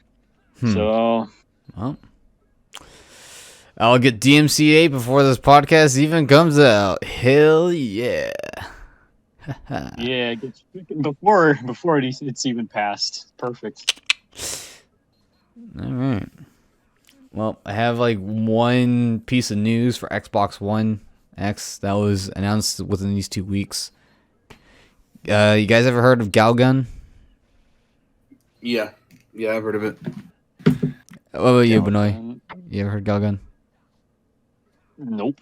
Is it like a side-scrolling shooter game? No. Close. Okay. It's a shooter, but it's not side-scrolling. It's an on-rail shooter where you have to shoot these little succubus demons off of high school girls before they get too horny. I'm already interested. Give me the game. I want to play this. Well, you can get Galgun Returns, but not on the Xbox One X. That shit ain't coming out to Xbox. And it was canceled. It's canceled for being, I guess, too lewd? Lewd. But from what Microsoft said, it was due to localization standards. So it might be the localization standards. That makes me think of what are you taking? What are you talking about? I can't show off these 15-year-old girls' butts. What are you talking about? Exactly right. I think it might just be too lewd for Xbox for their family-friendly console. I think it's just too underaged for America. That's it. I'm repurchasing Dead or Alive 6. Looks like we have to move to Japan. These girls are too ripe. Fuck, man. Fuck. Wait, no, I don't want to fuck the man. No. Oh, she's not done yet. Put her back in. Oh, put her back in. She's not ready. Oh, mama. Oh, jeez. Well, I mean, like I said, I haven't heard of the game, so it's like, it may be news, but it's not like it really affects me. Exactly. Xbox just overall in general got the crappy end of the stick, but that's why I'm going to PC. Right. If I remember correctly, I think Galgun Return might still be getting a Switch release, which I mean, it falls in right with those other weird Japanese pervy games on the Switch. So, hey, get more stuff for your Switch. Yeah. I'm probably gonna end up getting the new graphics card, so that way my dick can be big this year, not last year. Yeah, this year's big dick, not last year's big dick. There you go. Yeah, exactly. And then I can eat all that delicious ram. Speaking of things getting canned, you guys hear about all the fan games that got deleted off of GameJolt? Nope. Yeah, 379 fan games were removed from GameJolt. The reason why is because these games weren't making money. Biggest thing to take away, these games weren't making money, so no one was getting profit. But from what Nintendo was saying, the website was still making money because the ad banners. That's just a default thing when a new page gets added onto that website. So they were all taken down, and GameJolt said that's just the way it's going to be. But oddly enough, Nintendo didn't ask for any money compensation from the website, which is weird. So even though they said that GameJolt was making money, they didn't ask for any of the money GameJolt made off of the pages that these fan games were hosting. So we're going to see within probably another 2 weeks, GameJolt, one guy did take the initiative. He put one of the fan games back on, and I guess he's kind of close with one of the guys who run the site of GameJolt because they have it up, but there's no ad banners there. So if Nintendo says nothing about it, I mean, hey, 379 games come back from GameJolt. Rise from the grave, they do.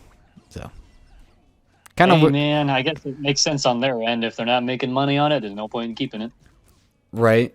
But again, just kind of weird. They didn't ask for any money compensation, so it's like, and yeah, they can just come back with just no ads. Hey. It's probably because Nintendo already anticipates that with the games that do end up coming back on Nintendo, they'll probably just make profit. But these are fan games, like shit. It's like instead of Luigi's Mansion, it's like Kirby's Mansion or like Five Nights at Luigi's or some shit. You know, just silly, weird fan games like that, right? UGF fuck boys. Yeah, exactly. Yeah, that's what I mean by fan games. It's just shit like that. So these things aren't making profit. Nintendo's not going to be making these things, but regardless. I mean, if this works the way it works, then yeah, they'll be back within 2 weeks. We'll just find out. I mean, some of those games probably have like a little place in people's hearts, and with it going to Nintendo, you know, that's just more for Nintendo, more for them. I mean, I don't think they're going to steal 379 fan games. I think it's infringement on itself on the public or something. I have no idea how that works, but yeah, who knows. We will just see. Well, yeah, that's pretty much where we're at for 2021. It's just seeing what this year holds. Yep. So far, good stuff for fighting games. Yep. But one last thing of games being canned. You guys hear about the new Guinness World Record of the most dead game coming back? No. No. Came out. Quick question. When was Christmas? Was it the 25th, right? 24th, 25th? Yeah. Okay. This game came out on the 23rd. A canceled PS1 game. I actually been playing this just a little bit. I kept it as a secret while I've been doing these 2 weeks, but I played this game a little bit. Magic Castle, PS1 game. Finally comes out after 22 years. Jesus. Yeah, this shit was canceled in 1998, the year I was born. And this shit barely came out on last year, 2 days before Christmas. How was it? I mean, I was reading a little bit on it. It's PS1. Hesitation. Silence is like. Well, I mean, it's a PS1 game, right? It's a PS1 game. It's a little jank, but I was reading on it, like what they were saying, like this could have been the first of its kind, and I had to play a little bit. I'm like, what are you talking about? PlayStation canceled potentially what could have been the first dungeon crawler of its time. It's weird to say. It was going to be a 4-player dungeon crawler that was randomly generated had no rhyme or reason. The enemies are always random. You just keep going, and it's just the way it is. Like, even if you start the first level again on a new playthrough, it's not even gonna be the same layout. It's always different. And you have 4 characters to play from. You have a knight, a warrior, a wizard, and a fighter. So it's a sandbox. Interesting. Yeah, it's a 4-player sandbox. Sorry, it's a 4-player sandbox isometric, randomly generated dungeon crawler. So it's a 3D game. It looks like if anyone remembers Killer Instinct and the original Donkey Kong, the shit on the Nintendo 64. Yeah, these are 3D models taken as 2D pictures to save on memory, but the stage itself is still 3D. I mean, yeah, they canceled what could have been potentially one of the first games of its kind, and honestly, yeah, again, it's a little jank, but it's pretty okay. You know, I don't mind it. I like it. It's not that bad. And the reason it came out because one of the guys who was making it was just like, well, yeah, is the band lifted yet? Yeah, I can work on this shit. Fuck it. Yeah, why not? Yeah, I'll do it. And, I mean, yeah, it's no surprise, right? It's been pretty much like a resurrection of games, like we were talking about. They have Ash Evil Dead, freaking Perfect Dark, 007. I mean, it was essentially the year of resurrection. So right, but like something coming out way left field, just a canceled project back in the day, just some weird shit. I had to look up a little bit of story into this. So this was actually a dude in Europe who was making this, and it was one of those things where it's like the team worked on this for a couple months, showed it to the company, and the company was like, "Hey, man, we like this, but can you guys work on this instead?" So that was the reason the game was canned. They liked it, quote unquote, but they actually really didn't because they didn't think anyone would like it. But again, could have been first of its kind. But the dude that republished this, yeah, he was actually one of the developers that went from that game, who went to work on some of the AM2 Sega games, the shit like Daytona USA, all those good racing games, to the most recent game he published he helped worked on was Project Diva Mega 39, which is just the Hatsune Miku games. So yeah, weird shit. That's where that dude started, and he just said, "Yeah, well, why not? I'll publish this now." And he did all the recent updates for it. It was pretty bare bones at the beginning. It quote unquote has 4 players co-op now. It's technically 2-player co-op. Whoever's player 1 controls player 3 too, also, and then player 2 also controls player 4. So you're controlling 2 characters at once. And he added a bunch of translations. So there's an English translation, Japanese translation, yeah, and European translation and that too. So pretty weird game just to come out of the blue, out of random, after 22 years. Yeah. Well, congratulations to that game. Yeah. Pretty left field, but I think that's a game that deserves the Guinness World Record reward of most dead game to come back. I don't know how you most revived game. I don't know how you'd label that, but yeah, super left field. Oh, definitely been an interesting 2020. Yeah. Well, I have like one more piece of gaming news. If you guys have anything else, because this shit's just kind of really nothing. This is the Juby podcast today. Well, I mean, I'm the host. What I told you, if you guys want to interject, feel free to. No one said anything. I mean, we can't if there's no space to talk, but it's fine. I stopped briefly. No one says anything. It's like, okay. You stopped for like a second. That was enough to interject. That's brief enough. What do you guys got to say? I got 1 or 2 things. Voice actor Tom Kane, voice of Professor Utonium and many more voices. I'm not gonna look him up because fuck you. You guys can do that. has suffered a horrible heart attack, but thankfully he's recovering. but he thinks how his voice is right now, he's not gonna be able to do voice acting anymore. So Okay, well, I'm glad he's not dead yet. thankful he's not dying, but Yeah. it just kind of sucks that he's not gonna be able to do something that he loves because he's been so many fucking characters in the past years that he's been voice acting. So thoughts and prayers to him. So Yeah. Wow. yeah, that's kind of sucky for 2021 so far. But there is a little like nice piece of trivia I found out. It may not be true, but it is from an art director, Toyohisha Tanabe. He's an art director over at the SNK step. Man, we're talking about SNK a lot today. Jesus. Yeah, a lot of SNK and Capcom news.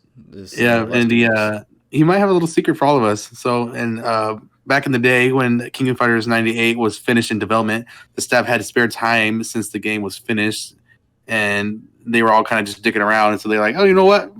This KOF 98 roster would be a little more fun if Ken and Ryu were in it. So that's what they did. They fucking put Ken and Ryu in it, and then they got like even more bored. And then they're like, what if we add Son Goku to the game? Wait, And so they excuse just added me? him. It says that there's no physical copy of this fucking game, but there is the computer that it was coded for, or whatever, that was developed for it. So there is one computer that might have it out there, and this is actually before even King of Capcom vs SNK was even a thing. So they were playing the fucking future, bruh. So just like Magic Castle, this game could just come back out of left field. This is one port. If someone finds like one computer and uploads all the files online, maybe we can get that port. Wow, that's crazy. A lot of people were talking about it, and they're like, I don't know. People were like, or the team was like on super crunch because when they were done with 98, they were like, they were just basically waiting to work on King of Fighters 99, and crunch time is all time. I'm like, you never know. So I would like to believe that the story's true because I would like to believe that people are getting bored. Like, you know what?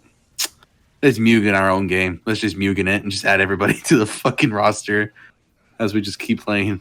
I mean, you never I know. want to believe that. Everyone's got different time off. You never know what they're doing. Especially like the guy Yeah. who did Project Diva. He's just like, yeah, I'll release this canned game. Fuck it. I still got the files. Yeah. You never know. Wow, that's crazy shit. That makes me happy. It makes me like, I want to see that copy come out the light somewhere. I'd say here, I want all the fucking, I want to see everything they put into that game if it's true. I want to see all the characters they added. That'd be cool. They're a bunch of freaking freaks. No, but a bunch of freaking freaks. Son Goku. Well, do you guys want to hear the boring news? No. Bethesda's been tweeting about Elder Scrolls 6. Wow. That's pretty much it. Okay. It's just like, oh, look, it could be Yeah, I one can of do that. it could be one of these three locations, and people are like, "Is it Hammerfell? I think it's Hammerfell." And that's all the news. Shut up, it's not Hammerfall though. But it might be Hammerfell. Wow, this shit sucks. Exactly. It's like, man, it's like what? It's like, man, the fact that I saw this as news, I'm like, this shouldn't even count as news, but it's there. This fucking sucks. Bethesda doing its nothingness as Bethesda do. Oh, Jimmy, you know how one of our YouTubers we used to watch always says, "I love you, Rebecca." Would that be Lost Pause? No, that's Matt McMuscles. Oh, Yeah, I'm not gonna tell you what it's from, or I'm not gonna tell you what the context is. okay. But look fair. at one of Stamper's old animations on Newgrounds. That's where it's from. Oh, okay. Fucking awesome! I fucking love it. Hmm. It's so stupid. You know what else is stupid? Gus Fucking man's ass.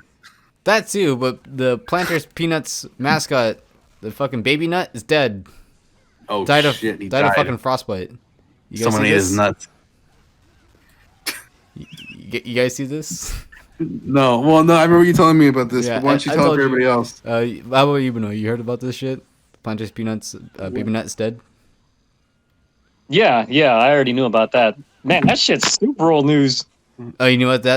He's been replaced with Bartholomew now. Yeah, he's been replaced with a smaller nut. I was like, what the hell? Bartholomew's not smaller. What are you talking about? It's just some Wait, normal are you talking looking about dude. the now. hat? He looks like Chad. He's Chad. he looks just kind of like a normal peanut dude. Yeah. He's like 21 now. Yeah. Just that. fuck? Unless he's all grown up now. I mean, I remember the baby nut replacing the fucking big nut, dude. Yeah, saying Baby Nut replaced the old man, but they already gave up Baby Nut because people were like, "This shit's stupid." Like, we gotta replace it fast. So they Someone replaced. must have fucked up so hard. Man, someone must have got fired. Yeah, Someone so must have gotten fired from this shit. Yeah, so If they had to replace the mascot twice. Oh god. yeah, they replaced Baby Nut super fast with Bartholomew, really fast. So yeah, that was some stupid shit. Nut's not big enough for him. Yeah. There's not enough nuts for the both of us. The fact that no one ever called that Baby Nut correctly, the fact that it was just named Baby Nut, was just like, that's terrible. This company sucks. Well, get rid of the old man. Old man was cool. Stupid shit. Well, that's that. Yeah. Planters made some stupid decisions. Oh no, get rid of this child. Get rid of this. But with the cool decision comes in Space Jam 2. You guys see that they just dropped what the title's going to be? That's pretty much it. I know they're trying to get people on Twitter to make their game or something like that. Yes, I heard something about that. I didn't really see anything else about it. Yeah. So, I mean, it's cool that they're making a Space Jam 2. Yeah, it's going to be called Space Jam 2: A New Legacy. So, I mean, But where's Michael Jordan? Oh, he's the old legacy. Oh shit. yeah, the old legacy. So now we got He's old. Shit, he's old news. Make way to the new legacy. Move out of the way, old nut. Here comes Baby Nut. Legacy. Well, it's good to see that they're trying to revitalize some of the Looney Tune back into other people's childhoods. So it's like, that's cool. Well, then they gotta make money. They gotta sell toys. Oh, everyone's going to make money. Oh man, I'm buying me my what was it? What was her name? Lola Bunny. There you go. I'm buying me my Lola Bunny. Bunny cosplay suit now. No, I don't want the cosplay suit. Yuck, I don't know where that's been. I want it.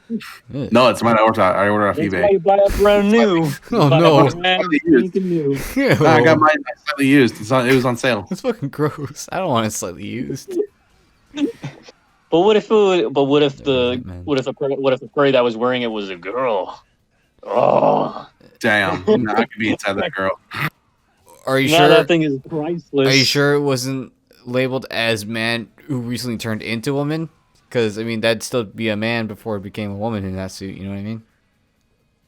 No, man. Biologically, it's still a man. There's no way around it. Yeah, so that man still used the suit. That's what I'm saying. No, that's what I'm saying though. But if they were to they had to label it as a woman. There's no way that they would label it as a woman if it was a man. Just use some big words and some fancy wordplay, and then everyone will think a woman used this suit. Understood. Fancy words always beat everyone. Oh man. But I mean, I wonder who the new character's gonna, or who the main dude's gonna be for the new Space Jam. LeBron. Main protagonist. I was like, Really? yeah. Didn't they pick somebody? It was like LeBron James Yeah, or something. it's still LeBron. Mm-hmm. Oh, huh. I didn't catch who was gonna be. Oh, the you main didn't catch that? protagonist. Oh, this shit was like leaked like years ago that the main character was gonna be LeBron. Now, it was just they now just recently just called it the new legacy. So yeah, Okay. that's about it. So Well. it is a work in progress. That movie is. Well, it might be a home release considering that COVID's still around, but we'll see. Yeah, who knows? Do you think they're gonna tone down Lola Bunny's sexual appeal? Do you think they're gonna tone it down? If they were gonna tone it down, I hope it's like Looney Tunes Back in Action. Is that the TV show I'm thinking of? Looney Tunes Back in Action? Or was it just called the Looney Tunes Show, where like Lola Bunny was just really stupid? Maybe it's just called the Looney Tunes Show. That's what I'm saying. Like, do you think they're gonna do that, or they're gonna keep her hot? No, I think they're gonna make it more kid friendly by keeping it with the whole like dumb Lola Bunny. I found Dumb Little Bunny pretty funny. It was a whole new character. It was pretty. She's hilarious. not hot though. Yeah, that's okay. No, It's not the end of the world. it's the end of the world. There's no more furries. How can I live with a world without furries? Oh man, I No, gotta put a picture of my bald self now. This fucking sucks. Instead of Bugs Bunny, it's Chungus Bunny. Oh god. They replaced all the Looney Tunes characters. Oh man, I saw a picture Oh, of that. God, It was really like Lola good Bunny was like cameo. Lola Bunny was like Chungus Bunny. It was weird. I'm like, I don't get it. That's just a place from Lola. There's no difference. Exactly. It's just a bunny but Lola. Exactly. It's just weird. It's like okay. And then Sure. you got Tasmanian Devil looking like Ugandan Devil. And that'd be weird. I'd be like, nah, I don't want to see this movie anymore. Too many. Too many men. Oh man. Too many men. And then they got fucking Yosemite Sam. Instead, he's shorter than he was before. All it is just a fucking hat that's crawling around with with two fucking guns Hat and a with big old mustache on the hat. hat with feet and just a mustache just sweeping on the ground. Sounds like fucking Wario Land 3 when he gets smashed all over again. I'm okay with that. Yeah, so he's called Yosemite Slam. He got slammed. Yosemite smashed. Something. Yeah, Yosemite Slam. He's now pancake. Mm. But I mean, yeah, it's cool. It's cool that they're coming out with Space Jam 2. I wonder what the premise is going to be for it now. I mean, they did Space Aliens. I wonder what the whole idea is going to be now. I think there's- Monstars are back. I think they were making rumors about it, but I mean, those are just rumors. I didn't really bother with it. Yeah, Yeah. whatever. Exactly, yeah. That's the point. It's like, whatever. They're going up against the Trump cult. They're going up against the people that breached the White House. Oh no. Get him out of here. And that brings up the perfect transition to PogChamp becoming the PogChump. Oh shit. So June, you were more up to date with PogChamp on this stuff with him being part of the whole FGC. Make America Great Again. Why don't you describe this? Well, I don't really know a whole lot. It's just more so that he's just one of the people that are like taking pictures of the White House and just being like having these like conspiracy theories and stuff and totally supporting the riot against the White House and stuff. So it's just like Twitch is just, we don't support hate. We like to spread love and fighting games. So how about we try to promote somebody else to be the next PogChamp? So there's literally just been like a lot of different new FGC members, like Maximilian and Coolest Reggie being PogChamp because there's so many good faces going around of them just doing the O thing, the O face, and Kenny too, Kenny McWild. Wow, crazy. So yeah, Twitch is not having that fucking shit, and they're just like, no, let's just not deal with this right now. Let's just get rid of him and replace him with someone cooler. Yeah, I saw a little bit of that. That fucking PogChamp was banned for a bit from Twitch, and that PogChamp emote is forever gone now. Yeah, I saw that. That's all I call the news. I didn't catch anything else. It's crazy. Well, it sucks for him. Yeah, it does. Sucks to suck. Hey Jimmy, can you make a thumbnail from Champ to Chump? What's it called? Thumbnail. Champ to Champ. I'm okay with that. 2020 Champ to Chump. That's what it is. That's what it should be. Hot shit. Hot shit. Oh, you guys got any other news? I just got just a little bit smaller stuff. I'm looking at a Streets of Rage 4 Ultimate Collector's Edition and from Limited Run Games, and I really wish I got that. There's a really badass statue I really want. God damn, it's really cool. Oh well, they just got it now. Streets of Rage 4 has been out for fucking forever. So who's the statue of? Is it just of Axel? It's Alex and that one girl, like side Blaze? to side. Yeah, Blaze. All right. Side to side doing a little pose. It's really cool. It's really nice. It's a really nice collector's edition. Man. But they just got it now, so it's like I would have waited a long ass time. And I hope you were to say it was a figure of the cop you fight, the girl cop you fight. Man, she's so fucking cool. But It's crazy. they got an extra figure of a chicken on a plate as your big food item. It's a big ass turkey. That's pretty cute. Anyway, all right. I got nothing else. That was it. I just had to share that. All right. But yeah, I think you say there's a figure of that cop girl because man, there's a shame that there's a porn artist that I found, but it's like, dude, that guy made a badass 3D render of the cop girl from Street Race 4. It's super clean. I'm gonna put it up on the podcast because man, that shit looks good. Right on, right on. What about you, Benoit? Got anything else before I just blast through these last few smaller topics? Not even topics, just news. Like I said, I haven't. I would be more into gaming research right now, but unfortunately, not too much news has really came out regarding stuff like Gigabash or some of these smaller games that we had chatted about in the past podcasts. So, unfortunately, not too much going on right now. All right. Well, to close it out, just a game that's gonna be coming out this year, along with some of the other ones I just mentioned, is gonna be a game called War Girl. That's gonna be coming out. Another small indie game. Tank Girl? No, it's not like Tank Girl. Unfortunately. Is it cool? I mean, it looks kind of cool. If anyone watched the video I made, Chimera, Destroy All Monster Girls, made by the same dude. He's been working on this project for quite some time. It's going to be coming out sometime this year. But in researching his little company, I should call it, I don't know if there's more people working on the company, Suits and Sandals. But the dude was just bored, and he just made 2 other games while making this game. He made a game called Mandu versus the Colorless Curse. It looks like a really cheap Game Boy game. It's also free to play. Like, it looks like it's like straight from like the Game Boy one that's just black and white, and looks kind of like a clone-ish of like Super Mario Land, if anyone remembers that. He made that, and he also made a somewhat sequel to Chimera Destroy All Monster Girls called Chimera Puzzle Island. Do you guys like was it Picross? No.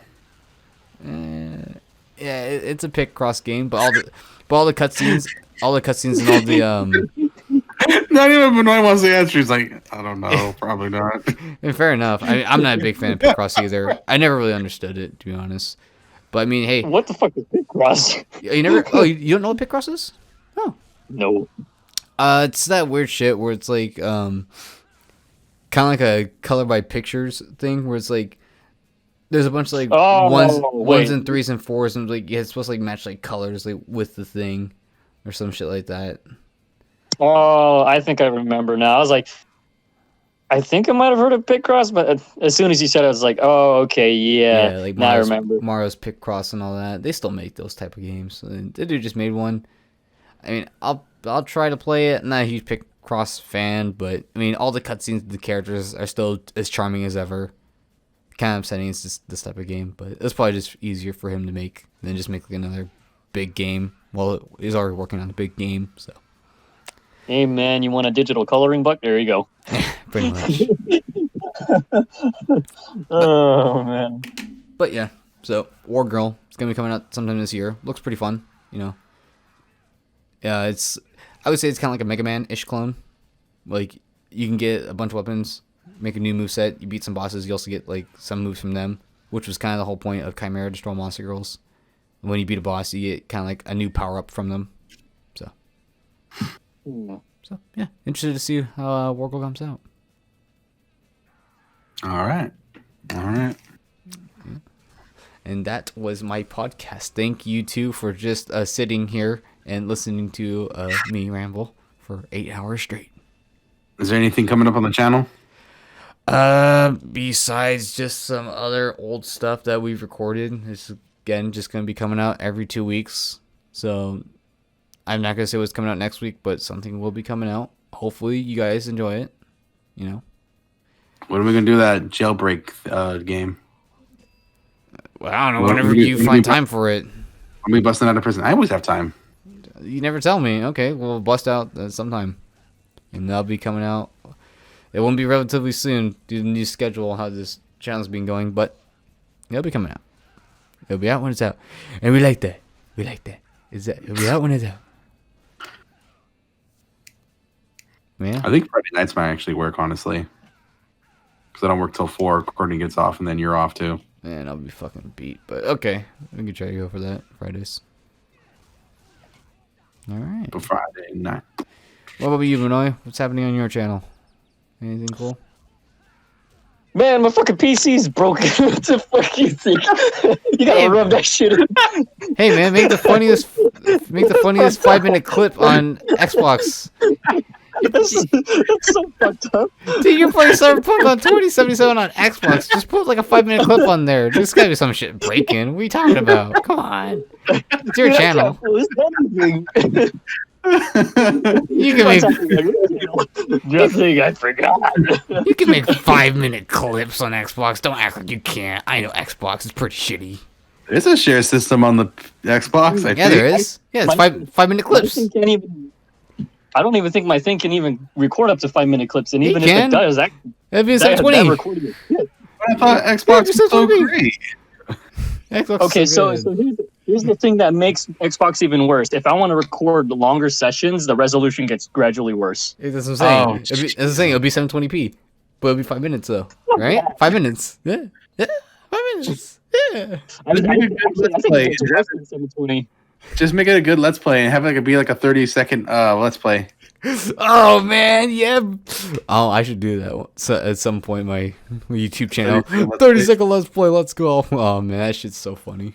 Only like a couple of people will get that reference. Hopefully not. Hopefully more does. Oh, right in the sconjalies. That shit is hilarious. Here's the thing, though, is that I don't even think I don't even think it stops at like 720. I think it could get even lower than that. Oh yeah, the shittier the better. Make it as low as you can. I mean, you're playing Cyberpunk. It already looks pretty shitty on consoles. So who's gonna look you at the wrong way? It can't look terrible if my video quality's terrible. Well, the thing is that since I got the One X, it doesn't look as bad when I'm playing Cyberpunk. But in any case, I won't be able to do like any of my tidbits and add-ons with the whole editing. Yeah. If I go that route, which kind of sucks, because then the quality of my videos goes down. But you can trim it. You can trim it to the funny part and be like, hey, and that's it. But my iconic intro, I spent all that time making my iconic intro. I can't even insert that shit into there. Just make it a link that leads off into the intro by itself. You just go and watch the intro by itself, and then you switch over to the good shit. Yeah, there you go. There you go. That's the way to do it. Loopholes, baby. You get a private link every time, so it's do that. It's a link to when you click on the video, it's the same fucking intro video, but then you have to click a private link to go to the actual video. So they're forced to fucking watch it. There you go.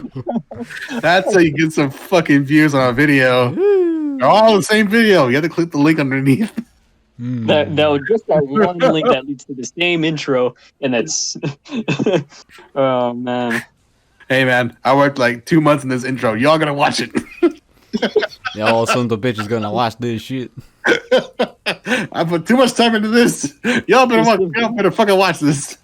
You better sub to my channel too.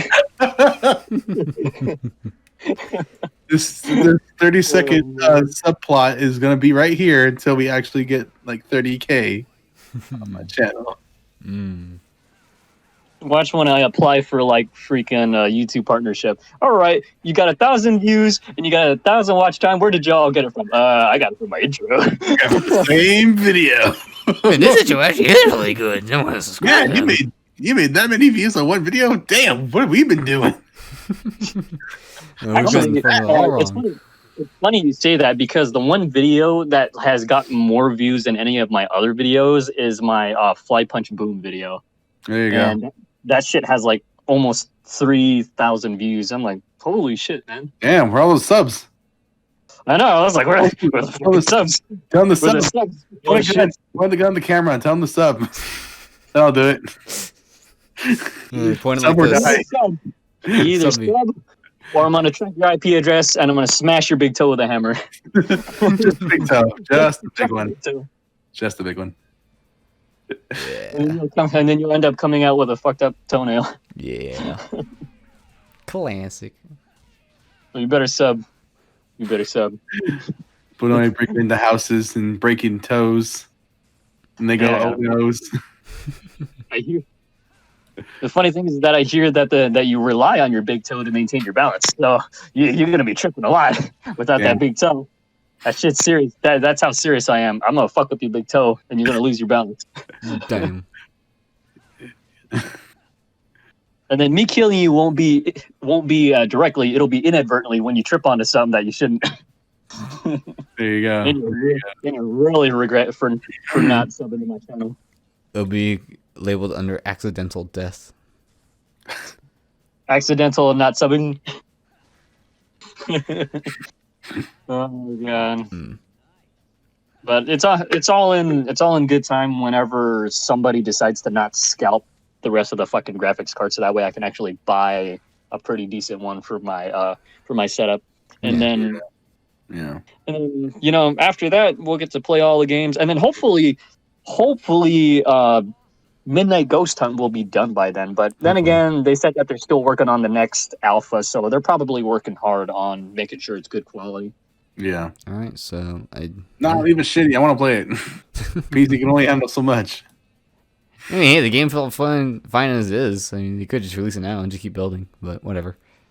Please let me play it at 1080 or like at 220p. No, man, they knew the future. They saw how bad Cyberpunk was. They don't want to make the same mistake. Yeah. So yeah. I guess your plan is just you just keep appearing as a guest for my channel. Pretty Right. much. But hey, I mean, that's good for your channel too, because then I could send some viewers and subscribers your way. Be like, hey, man. So more for your channel. Yeah. Mm. I mean, hey, fine by me that way, and also vice versa. You're always welcome to this channel whenever you want. You know. Yeah. It's an open book. Yeah, I'm it's pretty sure kind of the way I'm it's pretty sure been trying to do. we're gonna be doing this as like a regular thing anyway. Yeah, it's the bi-weekly podcast is always going to keep being a thing. Yeah. Just so that way everybody's up to date with the newest news and old news if they hadn't heard it before. Yep, like But Baby then Nut. that's new news to them. Yeah, like Baby Nut. They never knew, but now they knew. Damn it. Kill this child. Smite this child. Smite him. He was smitten by the space priest. Smash that kid. Thank you, Space Priest. Catch that kid. Smash that kid. Smash the kid. Smash that kid. New hit movie. Smash that kid. I'd watch it. Smash that Can you, kid. can you make a fake movie poster of Smash That Kid as the Poker Champ face? The Puck Champs the Yeah, kid. that's the other one. Puck Champs the kid. I'm okay with that. Smash that kid. And the kid has to be the one with the cross, and he's like, "Oh God!" He's like looking at the camera with the cross in his hand. He's like all freaking out. I got an idea. Okay, that sounds good to me. Smash that kid. Smash that kid's cross. Ooh. Fuck them kids. Oh man. All right. John, what's gonna be the outro? No, that's not. I can't choose. I chose last No, time. no. I chose twice already. No. What's gonna be the outro music? No, that's what I'm saying. I already chose twice. I chose the first one and I chose the holiday one. It's Benoit's turn. Okay. That's right. Benoit left early. It was gonna be Benoit's. That's right. You Yeah. left early. Wait, what? You're gonna choose. Song. Yeah. Outro music? Well, just any song you like. Hopefully, not one that's like an actual song that'll get us written up. Like last time I chose, it was just like a fighting game song or something. No, that. you chose Slays of Fury from Yes, Kingdom Slays of 42. Fury. It was just video game music. Yeah, it worked fine. I There was no lyrics or anything in it, so it Yeah. worked out for me. Didn't anything wrong about it. So yeah, choose an outro song. Do the rift from Steven Universe's dad. It just ends off like that. But I don't know. Do some 8-bit. Throw Choose, some 8-bit music in there. Retro Oh. baby music. Game of your choice. I was saying it's your music. I can think of many 8-bit songs. Fuck it, since Scott Pilgrim's gonna be coming out on the 15th, do something for Scott Pilgrim. Okay, yeah, I can do that. And it's also your game of the choice. What's going to be playing in the next podcast in the background? Scott Pilgrim. Fuck it, Scott Pilgrim. I knew you didn't fucking say. You got a PS3 I can record that on? Now I got Scott Pilgrim.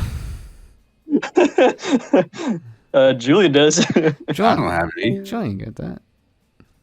And there he goes. I just fucking pieced out. He doesn't care. Okay, I gotta find Scott Like, Pilgrim, fuck guys. this. I already said my piece and I'm out. Oh fuck, where am I gonna get Scott Pilgrim? Oh son of a bitch, Greg, help me. Oh, there he is. I thought he pieced out. Where am I gonna get Scott? No, they fucking kicked me. No, you guys kicked me out as soon as I said Scott Pilgrim. Tess would be like, I had enough here, Scott Pilgrim. Kick this man. Out of here. If I Nobody had- owns a PS3 anymore. Didn't Julie just say they were getting rid of the old consoles? The fuck, you weren't listening. PS3 is even more older than the PS4. Get out of here, you fucking ancient fossil. Hey, but no, which song is your favorite song in Scott Pilgrim? Mine's the Snow Level. Yeah, I was gonna say the same thing. All right, okay, yeah. Then I guess that's the song, I guess. Okay. I was just gonna listen to all of them because I don't remember anything about the game besides just what it looks like. And that's about it. I think the best one's the Snow one, honestly. It's really catchy. Isn't that like the first or second level? Yeah. That makes sense. You always want to put the best music first. Gives good impressions. Yeah. Yeah. I really hope they come out with a physical copy of Scott Pilgrim. I hope so. That'd be cool. Might be unlimited run games. Yeah, who knows? You know, Yeah. the Ubisoft's gonna be nice. What I'm worried about is the sales that are going to be for digitally first. If Ubisoft decides that, hey, we want to see how it does digitally first before they actually release a physical copy, I'm tempted to just buy the digital copy so that way they can push out a physical copy. But then again, at the same time, you know, it's kind of like a double-edged sword. You either buy it like as soon as it comes out so that way you know you have it, and they'll eventually come out with a physical copy, or wait for the physical cop, or, you know, essentially wait. And then if they only release it for a certain time, then, you know, that's that. Because they did that with the Super Mario All-Stars. Or Mhm. did I get that right? I can't wait to see that. They're gonna take it down like on March something. Yeah, 3D, right? Yeah, 3D All Stars. Yeah. I wonder if they're gonna keep their word and actually remove it. Yeah, they so are. that's what I'm worried about. If Ubisoft decides to go that route, I'm tempted to just buy it so that way I know I have it and just buy another copy. Hmm. Almost forgot about that. You guys see that they released All Stars, all the original 2D Mario games in the All Stars pack on the SNES online? Yep. Yeah, weird. Yeah, I think it's that one. Yeah. And it's, So- I don't get Nintendo. They're weird. Anyways, what's the game we're gonna try to close out with? Because I ain't got Scott Pilgrim until that game comes out. I was gonna say, Julian? You have the PS3? He doesn't own it though. I don't want it. He just recently got a PS3. You can't buy it Yeah. off the store. That shit's gone off the stores. I thought it was on your account forever. I never bought it. I just got the PS3 like a couple months ago. Oh, what the hell? So then, how the hell we were playing Scott Pilgrim the last time I was over at your house, which was like back in the apartments down by Albertson? It might have been a demo on my Xbox 360. I never bought it. I think it might have been a demo. That would be it. Yeah, it might be. Yeah, 'Cause 'cause- I think our local game store, Yeah. Stuck in Treasures, had it. As That's a demo. long time ago. Jesus. Yeah. Yeah, because I remember you showing me the game. I was like, oh, this is pretty cool. And then after that, I was like pretty much hooked on it. Right. So, Oh. but all right. Well, in that case, what about Shovel Knight? There you go. Which one? There's 4 of them. Technically 5. There's we got Shovel Knight, Spectres of Torment, Plague of Shadows, King of Cards, and Shovel Knight Showdown. We got 5 games. I guess. What about Shovel Knight Showdown? Just because that there's all that chaos in there. Yeah, okay. I'll be down to play a sort of Smash-like 2D fighting game. Yeah, why not? Sounds cool. Oh, I guess. Did you already finish the podcast? Well, I was saying I was about to close it out, but you got anything else to add? Any last words? Yeah, actually, they announced that Rivals of Aether is actually coming to Nintendo Switch. It's gonna be it's a pre-order. I was like, huh, that's kind of cool because for a physical copy. What was that? A physical copy? Actually, Limited Run Games is actually selling the physical copy of Rivals of Aether. It comes with the with Craig that little beetle. I forget what beetle he is, but they've got him. They have some artwork of the of some of the characters in there, and what else? I'm pretty sure there's some other stuff in there as well. But Limited Run Games is actually selling like a collector's edition. Oh, soundtrack. There we go. It has a soundtrack too. So interesting thing. So it's like, if you want a pixel 2D Smash game, there we go. And it's actually really well put together. I think it also comes with all of the characters.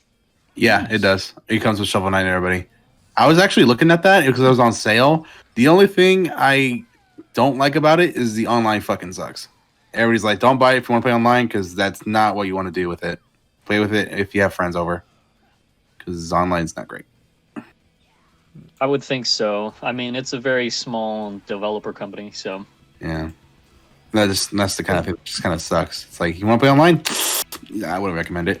It's just very few people online, and best port you should buy is the PC version, since most people already have had that forever. Yeah. But other than that, that's pretty much it. Right on. All right. Well, and some good news and a little bit of weird news to end on it, but hey, that's the meaning of news. That's how the cookie crumbles. As always, I was the Handsome Cat, the Super Pixel Dude, and the Straight Devil Fox. This is the Play and Chat Podcast. We'll see you in another 2 weeks. Yep. See ya. See ya.